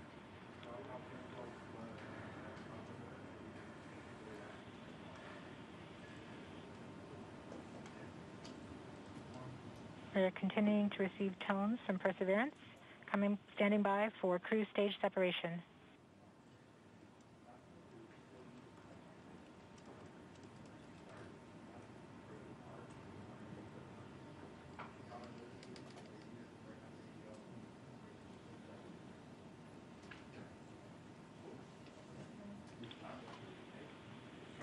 We have indication that cruise stage separation has been confirmed by the spacecraft.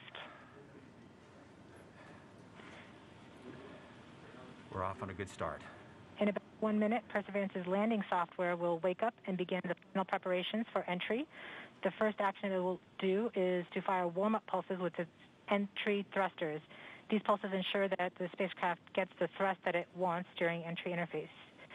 We're about 9 minutes from entry interface.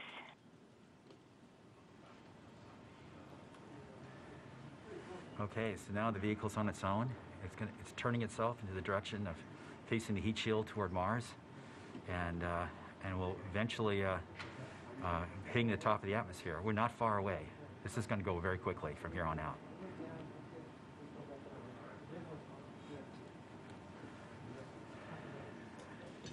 I have confirmation that we got shadowed by the cruise stage as it passed through our beam to the Earth.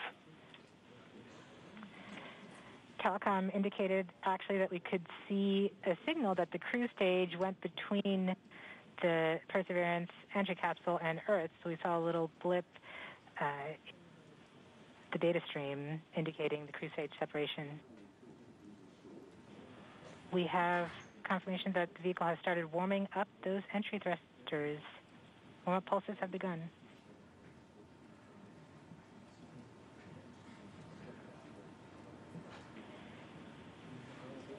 At this point, the spacecraft is trying to stop its spin from the cruise 2 revolutions per minute down to 0, and then will turn to its desired orientation from entry. It will separate the 2 balance masses that has kept it balanced during all of cruise. This will allow the entry capsule to have lift when it enters the atmosphere. We have confirmation that the spacecraft has turned to the desired entry attitude. We're about 7.5 minutes from entry interface. Okay, the vehicle is pointed in the right direction. thrusters are warmed up and doing their job. And now we've spun down from 2 revolutions per minute that the vehicle had the whole way to Mars as a spin-stabilized spacecraft. And then from here on out, it's going to just be a bullet, and it's going to control its orientation and attitude via rockets on the back of that MRO back shell. points carrier lock. The DTE from Radio Science from Green Bank reports carrier lock. Do you see the carrier on the downlink?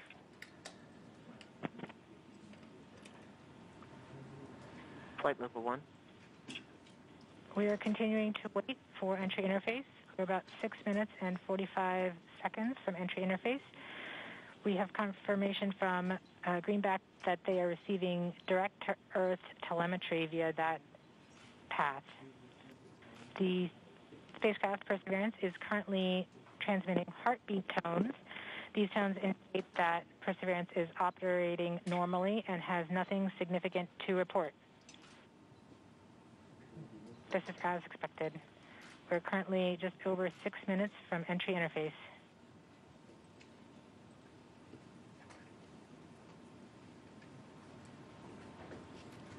Okay, and now we wait.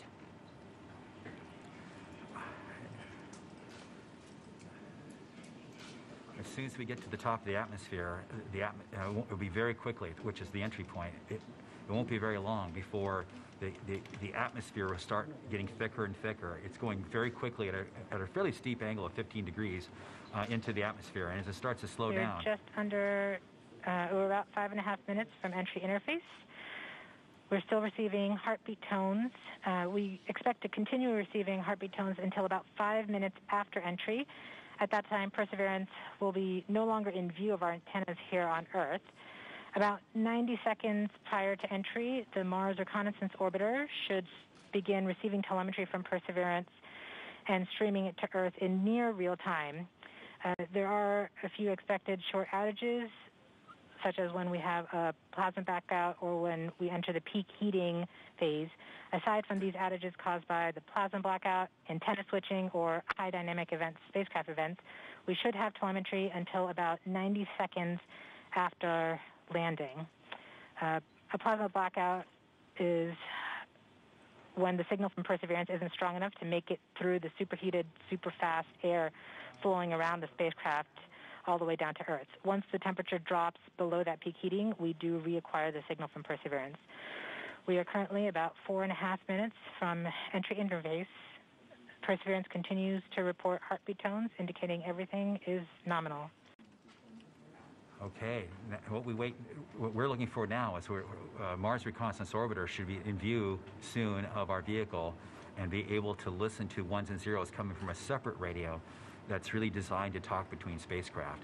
MRO reports the electro radio is powered on, ready to receive signals from the lander. Okay, MRO is ready and able and waiting for to hear from our rover. Mars Reconnaissance Orbiter has reported that it's ready to receive the signals from Perseverance. It should be in a few minutes here. We're just flight level 1 from entry interface.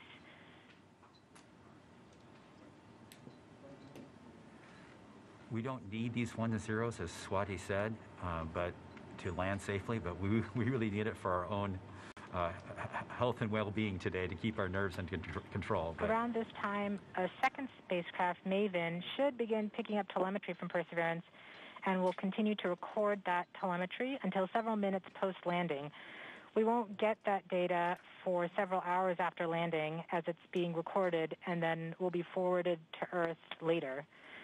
We are continuing to receive heartbeat tones, indicating that everything is nominal. We're currently at about 3 minutes until entry interface. Okay. Very soon we'll be getting ones and zeros, I hope, from our radio on the rover.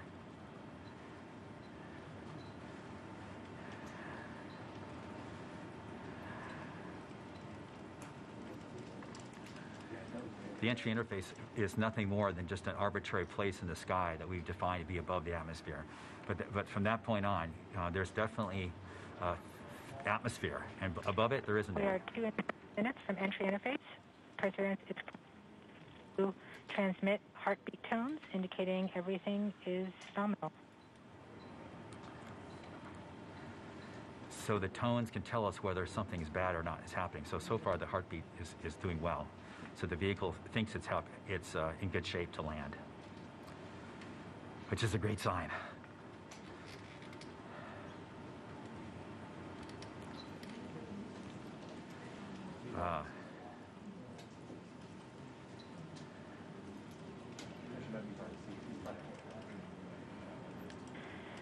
We're just under 2 minutes from entry interface.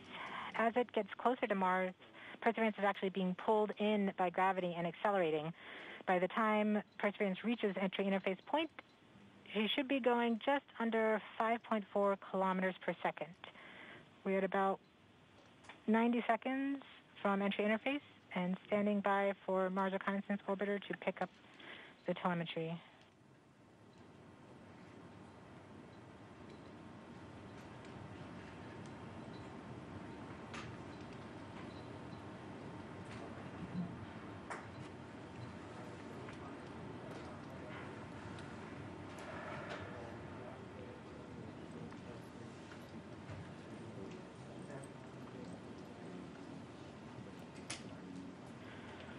We are 1 minute from entry interface.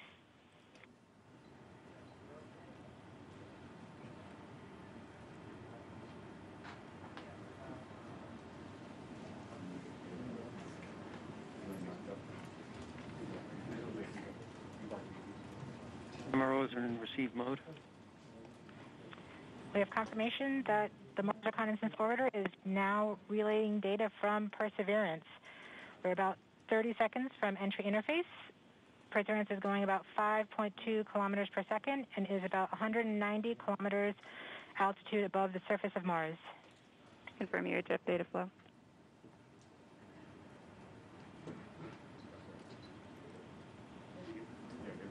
About seconds from entry interface.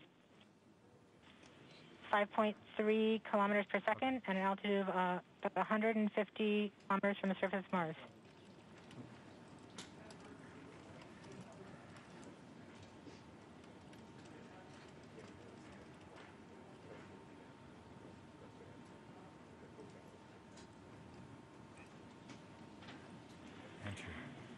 We have confirmation of entry interface. Perseverance is currently going 5.3 kilometers per second at an altitude of about 120 kilometers from the surface of Mars.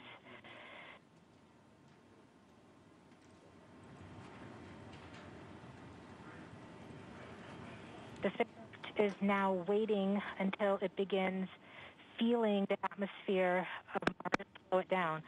Once there is enough atmosphere, it will start controlling its path to the landing target.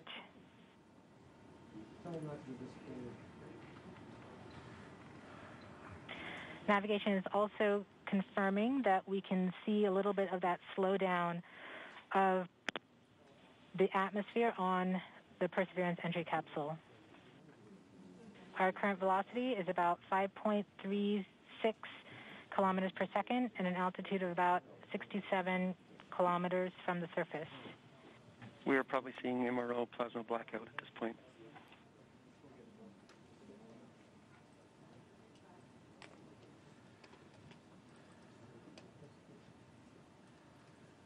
The vehicle should be doing its turns right now. MRO has lost lock. Perseverance. We have indications that Perseverance is now performing bank reversals in the atmosphere. These are the steps in order to control its distance to the landing target. Perseverance has just passed through the point of maximum deceleration and has indicated that it felt approximately 10 Earth Gs of deceleration. MRO has lock again.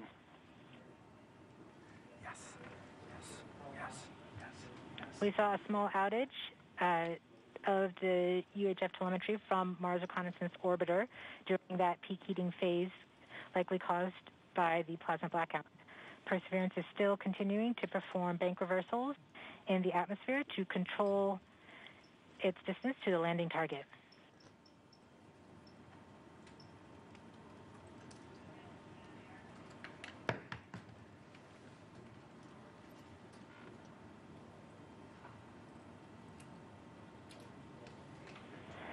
Perseverance is going about 1 kilometers per second at an altitude of about 16 kilometers from the surface of Mars. We have entered heading alignment, which means Perseverance is no longer trying to control the distance to Mars, to the target on Mars, but instead is flying straight to the target.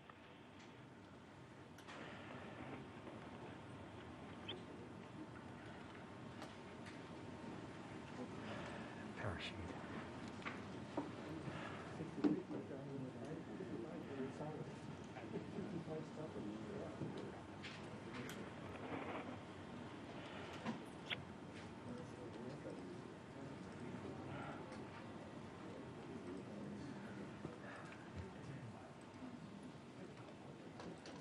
Our current velocity is about 550 meters per second at an altitude of about 15 kilometers from the surface.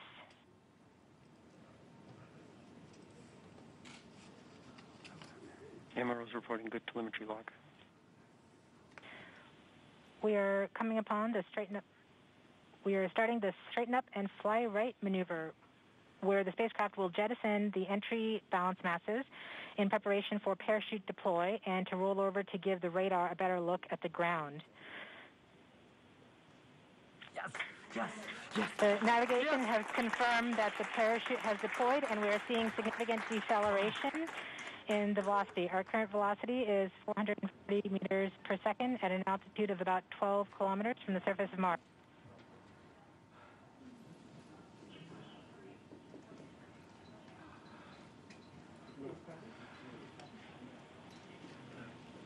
Perseverance is now slowed to subsonic speeds, and the heat shield has been separated. This allows both the radar and the cameras to get their first look at the surface. Current velocity is 145 meters per second at an altitude of about 9.5 kilometers above the surface.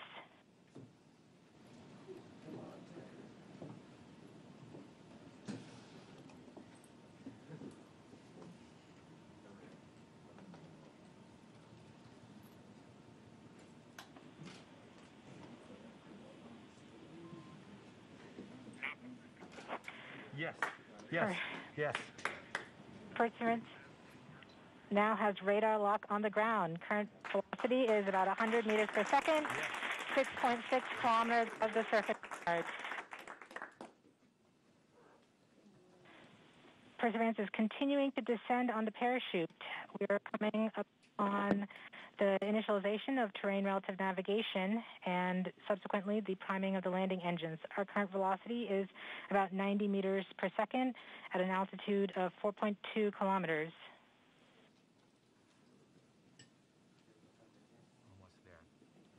We have confirmation that the lander vision system has produced a valid solution and part of terrain relative navigation. Yes. We have priming of the landing engines.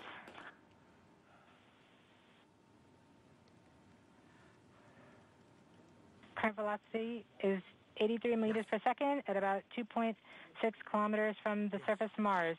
We have confirmation that the back shell has separated. We are currently performing the divert maneuver. Current velocity is about 75 meters per second at an altitude of about 1 kilometer off the surface of Mars. TRN Safety Bravo. We have completed our terrain relative navigation. Current speed is about 30 meters per second, altitude of about 300 meters off the surface of Mars.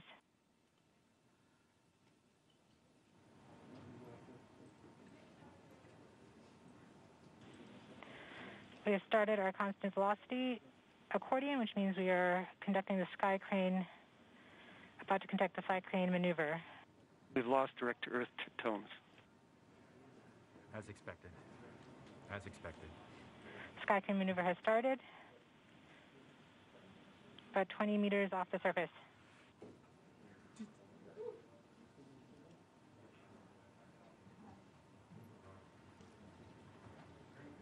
We're getting signals from MRO. UHF is good. Touchdown confirmed. Perseverance safely on the surface of Mars, ready to begin seeking the sands of past life.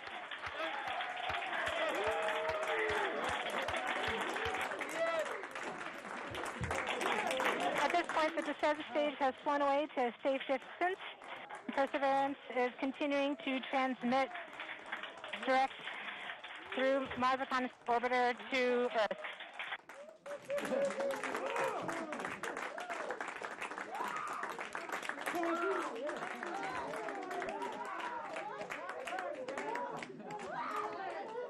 Oh my God.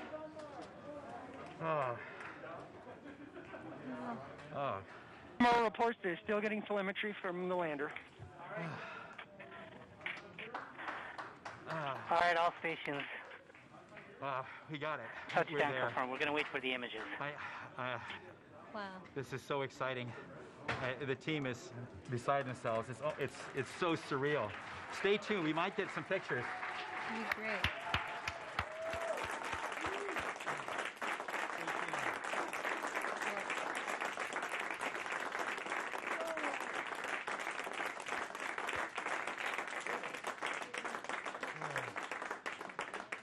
So much has been riding on this. Yeah, we just heard the news that Perseverance is alive on the surface of Mars. It's not Flight, we have seen the completion of EDL 3000. Copy activity. That is as expected.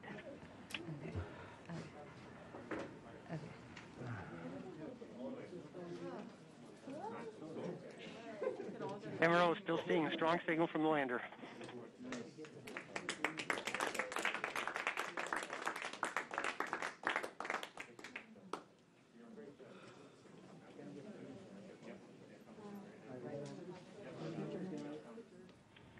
We have just heard the news that Perseverance is alive on the surface of Mars. Congratulations to the mission. And looks like we have some more news in. It looks like we're getting the first image. Here, take a look at the first image. Flight, this is OL3. I have the target point on the map when you are ready. We are ready, OL3. Go for it.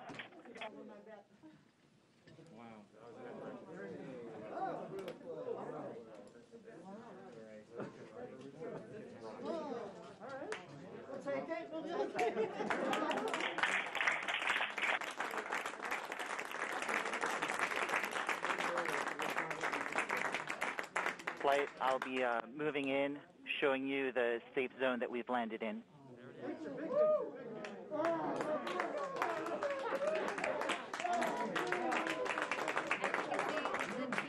Just put the first image from Perseverance on the surface of Mars. Now, it comes from the engineering cameras, known as the hazard camera. This camera is mainly used to help the rover drive safely around Mars, and we will get higher resolution photos later in the day. Look at that, right? You got the safe.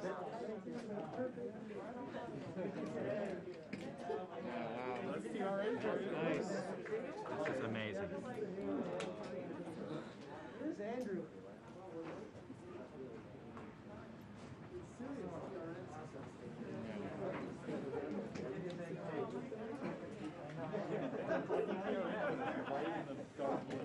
For Steve. Stand by for Steve.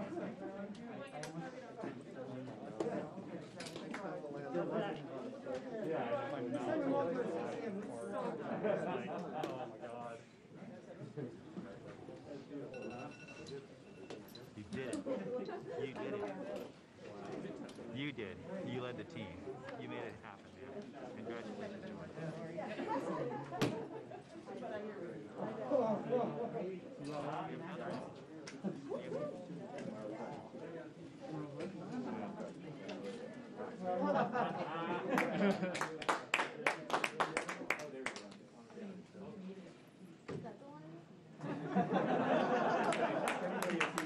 We just got our second image in. Our second image is in. Okay, these we have a camera in the front and rear of the spacecraft. They're near the ground, so these are pretty close. So you can see the wheels there, and they're a little dirty because we've got glass covers over these cameras. but we took these seconds after landing, so there's still dust in the air from our landing event. So this is happening. This happened just seconds ago, just arrived, and this is really amazing. And we even know where we landed. This is the most amazing thing. The vehicle has told us where it's landed because it figured it out. This is a sign. NASA works. NASA works. And when we put our arms together and our hands together and our brains together, we can succeed. This is what NASA does. This is what we can do as a country on all of the problems we have. We need to work together to do these kinds of things and make success happen.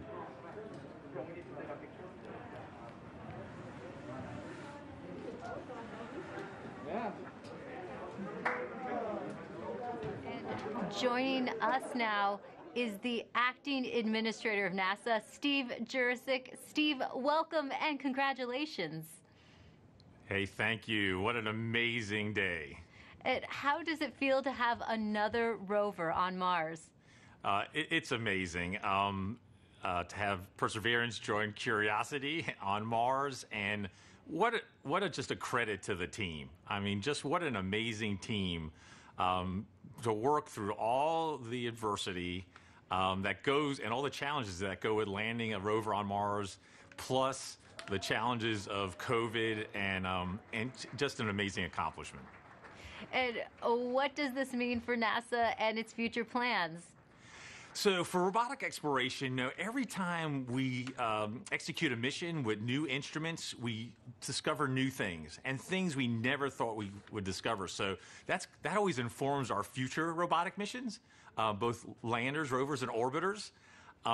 This mission also has technology on it. One of the cool things is the Ingenuity helicopter.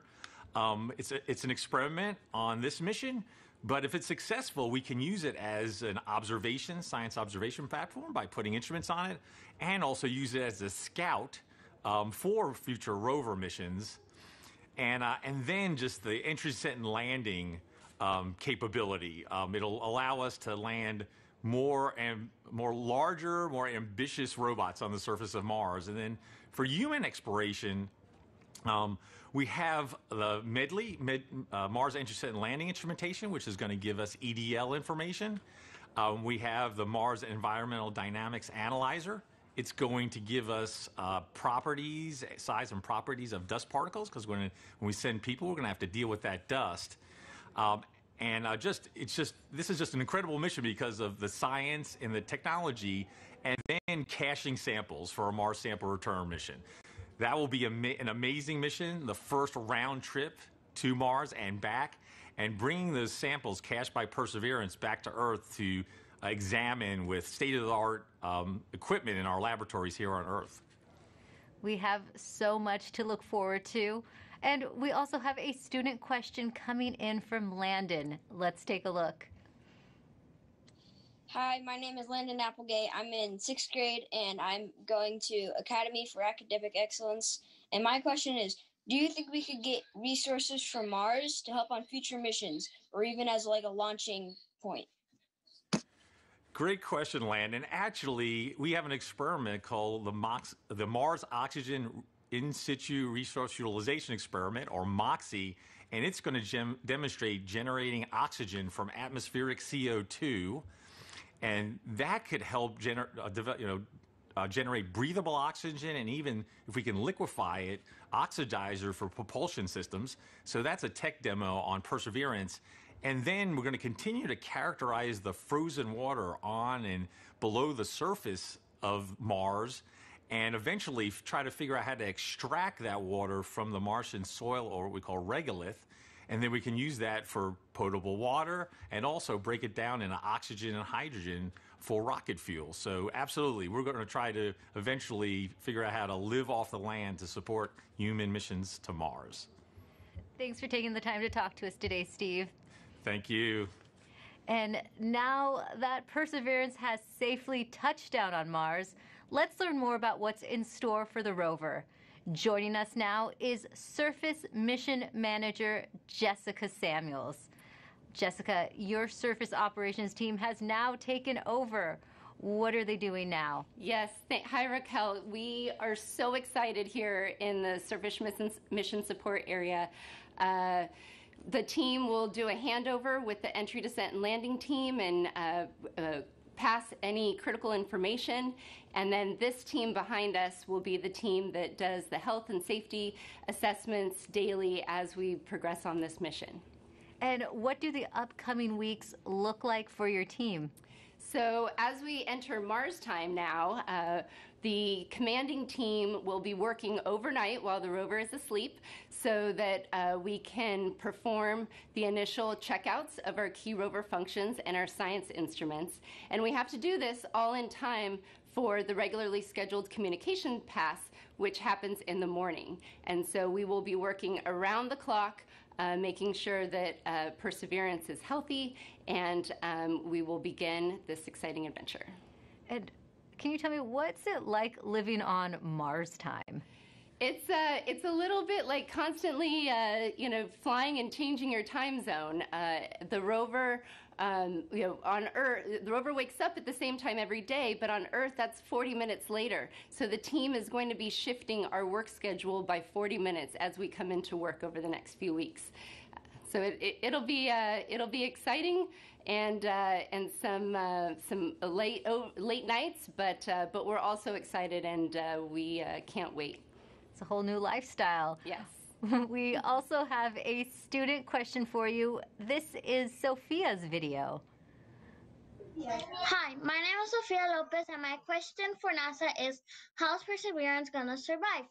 And here's a drawing that I made from Perseverance thinking about Earth. Thank you. Well, Sophia, Perseverance survives with a power source that charges its batteries overnight while it sleeps, and it keeps heaters on so that all of our critical electronics can stay warm, as well as our mechanism. But it's really survived by the team that performs the health and safety assessments every day and communicates with the rover and makes sure that she's doing okay. Well, thanks for your time, Jessica, and good luck living on Mars time. Thank you. Should be fun. Let's head back to Marina as she gives us a sneak peek into the future at JPL. Thanks so much, Raquel. It's definitely bustling behind me. It's not quiet like it was just 20 minutes ago. And congrats to the whole team. What an amazing accomplishment. Mike Watkins is the director of NASA's Jet Propulsion Laboratory. He was the mission manager during the Curiosity rover landing on Mars. Welcome, Mike. Oh, thanks. Glad to be here. You can see all my mask markings, John. Well, you were just celebrating, and rightly so. Now, you've been around for a number of Mars landings. What makes this one special? Well, two things. I mean, it's the biggest and best rover we've ever sent to Mars, and it can really, do amazing things in terms of, its own scientific exploration of this habitable environment, at Jezero. But, it's also, as you've heard today, it's the first step in Mars sample return. So really, it's not only doing its own mission, it's setting us up for a series of missions and to bring those samples back. And, a lot of the effort to develop the rover was specifically designed, for that sampling and caching system. It's one of the most complex robotic systems ever made. And, having it down safely means Mars sample return continues right on course, and we are moving forward. Wonderful. Now, JPL has a long history with robotic space exploration. Why do you think it's so important to continue to push those boundaries? There's a lot of reasons. I mean, obviously, for places that are far away, like Mars, and even farther away, like Europa, right now, robotic exploration is the only way we can make those scientific discoveries and really understand these early habitable environments. In the case of Europa, maybe it's even still habitable. And, we're not ready to go there with astronauts yet, but the robots are ready to go there. And so we always, are forerunners and pathfinders of human exploration. And we start by sending, our eyes and arms there in the form of a robot. And it is just fantastic to be able to do that and to learn from each rover, learn from the science and the engineering, and make the next one better and make more and more discoveries. And every time we do one of these missions, we make fabulous discoveries. And each one is more exciting than the last. The future does look exciting. Now, as director of JPL, what would you like to say to those teams right now celebrating? Oh, obviously they have earned it. Let me tell you. I mean, they have worked, for years and years on this mission. And then in the past year, of course, we had the COVID experience. And I want to thank not only the team, but also, all of JPL. A lot of folks had to pitch in here, in terms of making sure our remote telework, our IT systems were good enough to support folks working from home. All of the folks looking at PPE and our safe distancing and reconfiguring facilities to make them safe for the employees. It's just an incredible amount of work by the entire lab, and of course, especially by this team. And and in one sense, the 7 minutes of terror are very exciting. But on the other hand, the mission's just started, right? We built the mission, not to land, but actually to drive and get the samples and do other technology, demonstrations. And so, for much of the team, this part of the mission's over. But for most of the team, the mission's really just starting. And so, I think they're very excited. But everybody, I think, can take a deep breath and a sigh of relief now that we are safely down on the surface. Yes, that collective sigh of relief, and I hear a lot of excitement and celebration behind me as well. So thanks so much for joining me, Mike. It's my pleasure, and thanks to everyone for joining us, too. Congrats again to the Mars 2020 Perseverance team for a successful landing. Back to you, Raquel. Now, there will be a flight test coming up for the Ingenuity Mars helicopter, and if this technology experiment is successful, it would mark the first time we have taken a power-controlled flight on another planet. Sometimes you have to do something just to show that you can do it. When the Wright brothers flew for the first time, they flew an experimental aircraft. And in the same way, the Mars helicopter is designed to show that we can fly powered helicopter flight in the Martian atmosphere.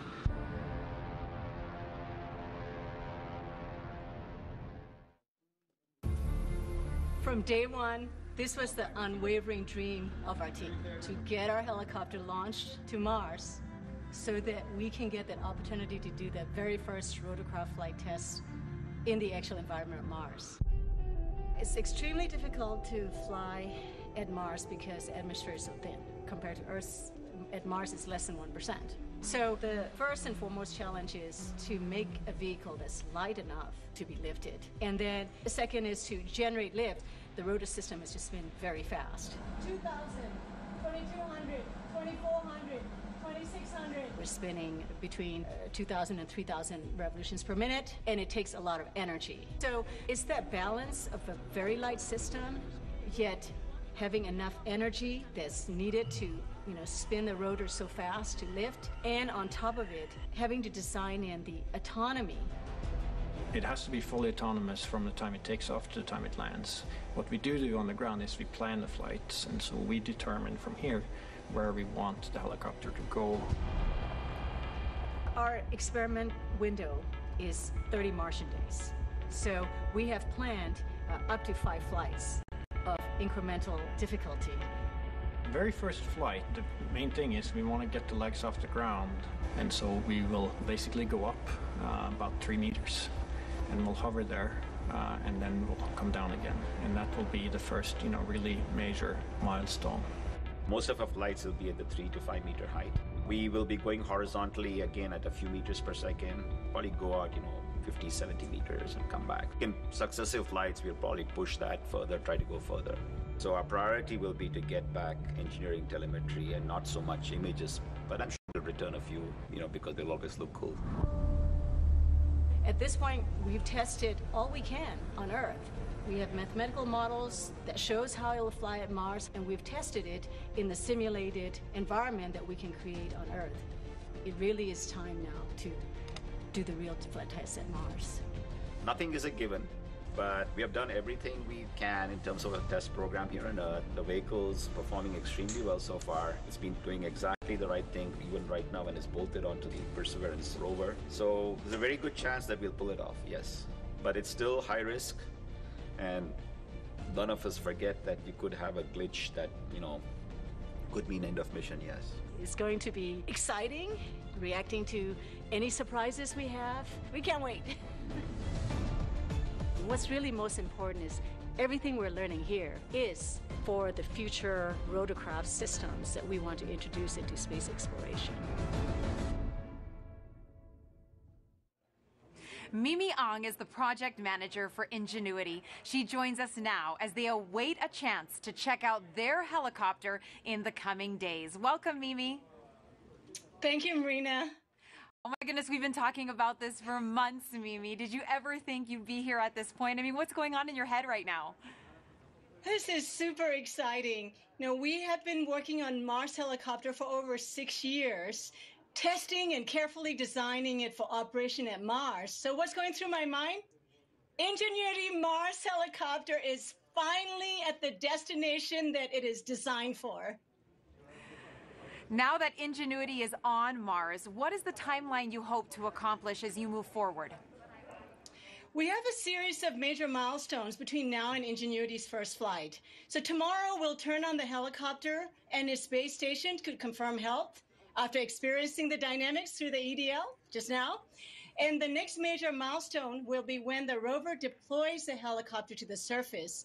And that marks the first moment that Ingenuity operates on its own in a standalone manner. And surviving that first cold, frigid night of Mars will be a major milestone. We'll execute a series of checkouts, and then we will perform that very important first flight. And if the first flight is successful, we have up to 4 more flights in the 30 Martian days that we have set aside for our flight experiments. And that's when you finally can breathe, right, Mimi? Yes. Now, why is it so important to have that aerial dimension to space exploration? A helicopter flying far ahead of rovers and astronauts in the future can provide high-definition reconnaissance information for the rovers and the astronauts before they take the long journeys. And as importantly, being able to fly will enable us to get to places that we cannot get to with rovers and astronauts, like sites of steep cliffs, deep inside crevices, areas of high scientific interest. It will be game-changing. Game-changing is right, and we've talked about this a lot. You've mentioned the risk is huge, Mimi, but the reward is high. What will be your greatest reward? You know, our team started with the question of whether a helicopter can fly at Mars, given the extremely thin environment. And we systematically demonstrated a series of technical steps. We demonstrated lift first, and then we demonstrated lift and the first ever powered control rotorcraft flight in simulated Mars atmospheric density.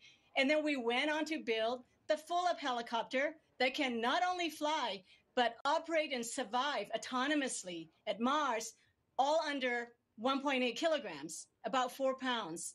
And each of these major milestones have been a first. And the success at each of these has been so rewarding. And along the way, the rewards just kept coming. And I have to tell you, at this moment, it's going up exponentially. So after all these tests, analysis, simulations, and more tests on Earth, our team now gets a chance to test, prove, and learn how it works in the actual environment of Mars. Our team can't ask for a bigger reward than that. Oh, Mimi, I'm so happy for you and your team. And now we're going to take a question from social media on Instagram for you. @NotVibhuti asks, is the helicopter going to be doing science? Well, the helicopter Ingenuity is a technology demonstration, and we are demonstrating the ability to fly and learning how to fly for the very, very first time. And so this is a technology demonstration and a pathfinder for future larger rotorcraft, future missions that will carry much larger instruments. So on this mission, we're not doing any science. We're concentrating on engineering data. How did the vehicle perform? And as you saw Bob Belram in the video before, we will be taking a few first ever color pictures from the flying aerial vantage point, but they'll be icing on the cake. For this one, this is all about engineering data and how do we fly compared to all our tests we have done on Earth. Mimi, so much for your team and the future generations of scientists and engineers to look forward to. Thank you. Thank you so much for joining us, Mimi, and good luck to your team with that first test flight. Thank you so much. Now we look forward to the Perseverance rover and Ingenuity helicopter beginning their journeys on Mars as their adventures are just about to start. Go Perseverance and go Ingenuity. Back to you, Raquel. Thanks, Marina. Landing on Mars is never easy, but this team has persevered, and NASA's 5th rover is on the red planet. You can still hear them buzzing in the back right now. And to get the latest updates on Perseverance as it explores Mars, follow @NASA Persevere on Facebook and Twitter. I'd like to thank everyone watching for joining us today. And to the students and teachers tuning in, we hope you learned a lot from today's landing, and thank you for all your questions. We have a news briefing coming up at 2:30 p.m. Pacific Time. That briefing will wrap up the day and include reactions from Perseverance team members. We'll leave you now with some of the landing celebration photos you've shared with us, set to Youngblood's cover of David Bowie's Life on Mars.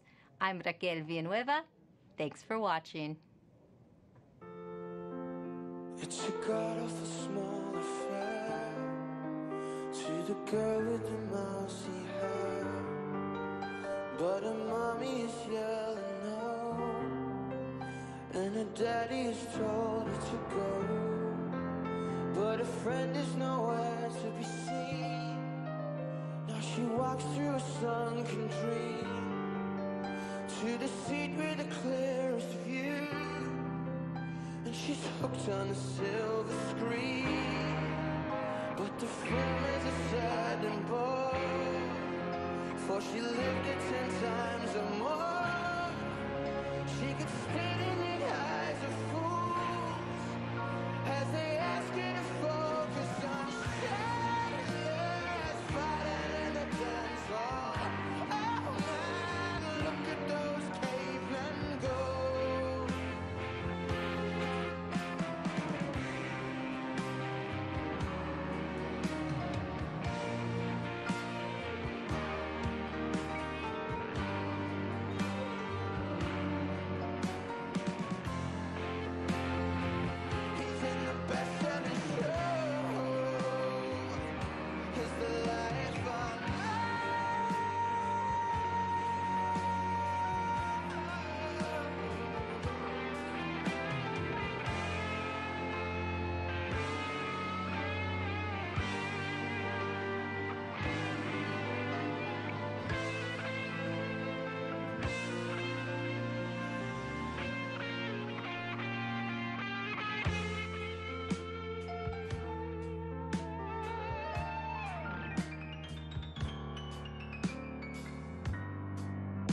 Now the workers are struck for fate, 'cause Lennon's on sale again for the mice in their million holes.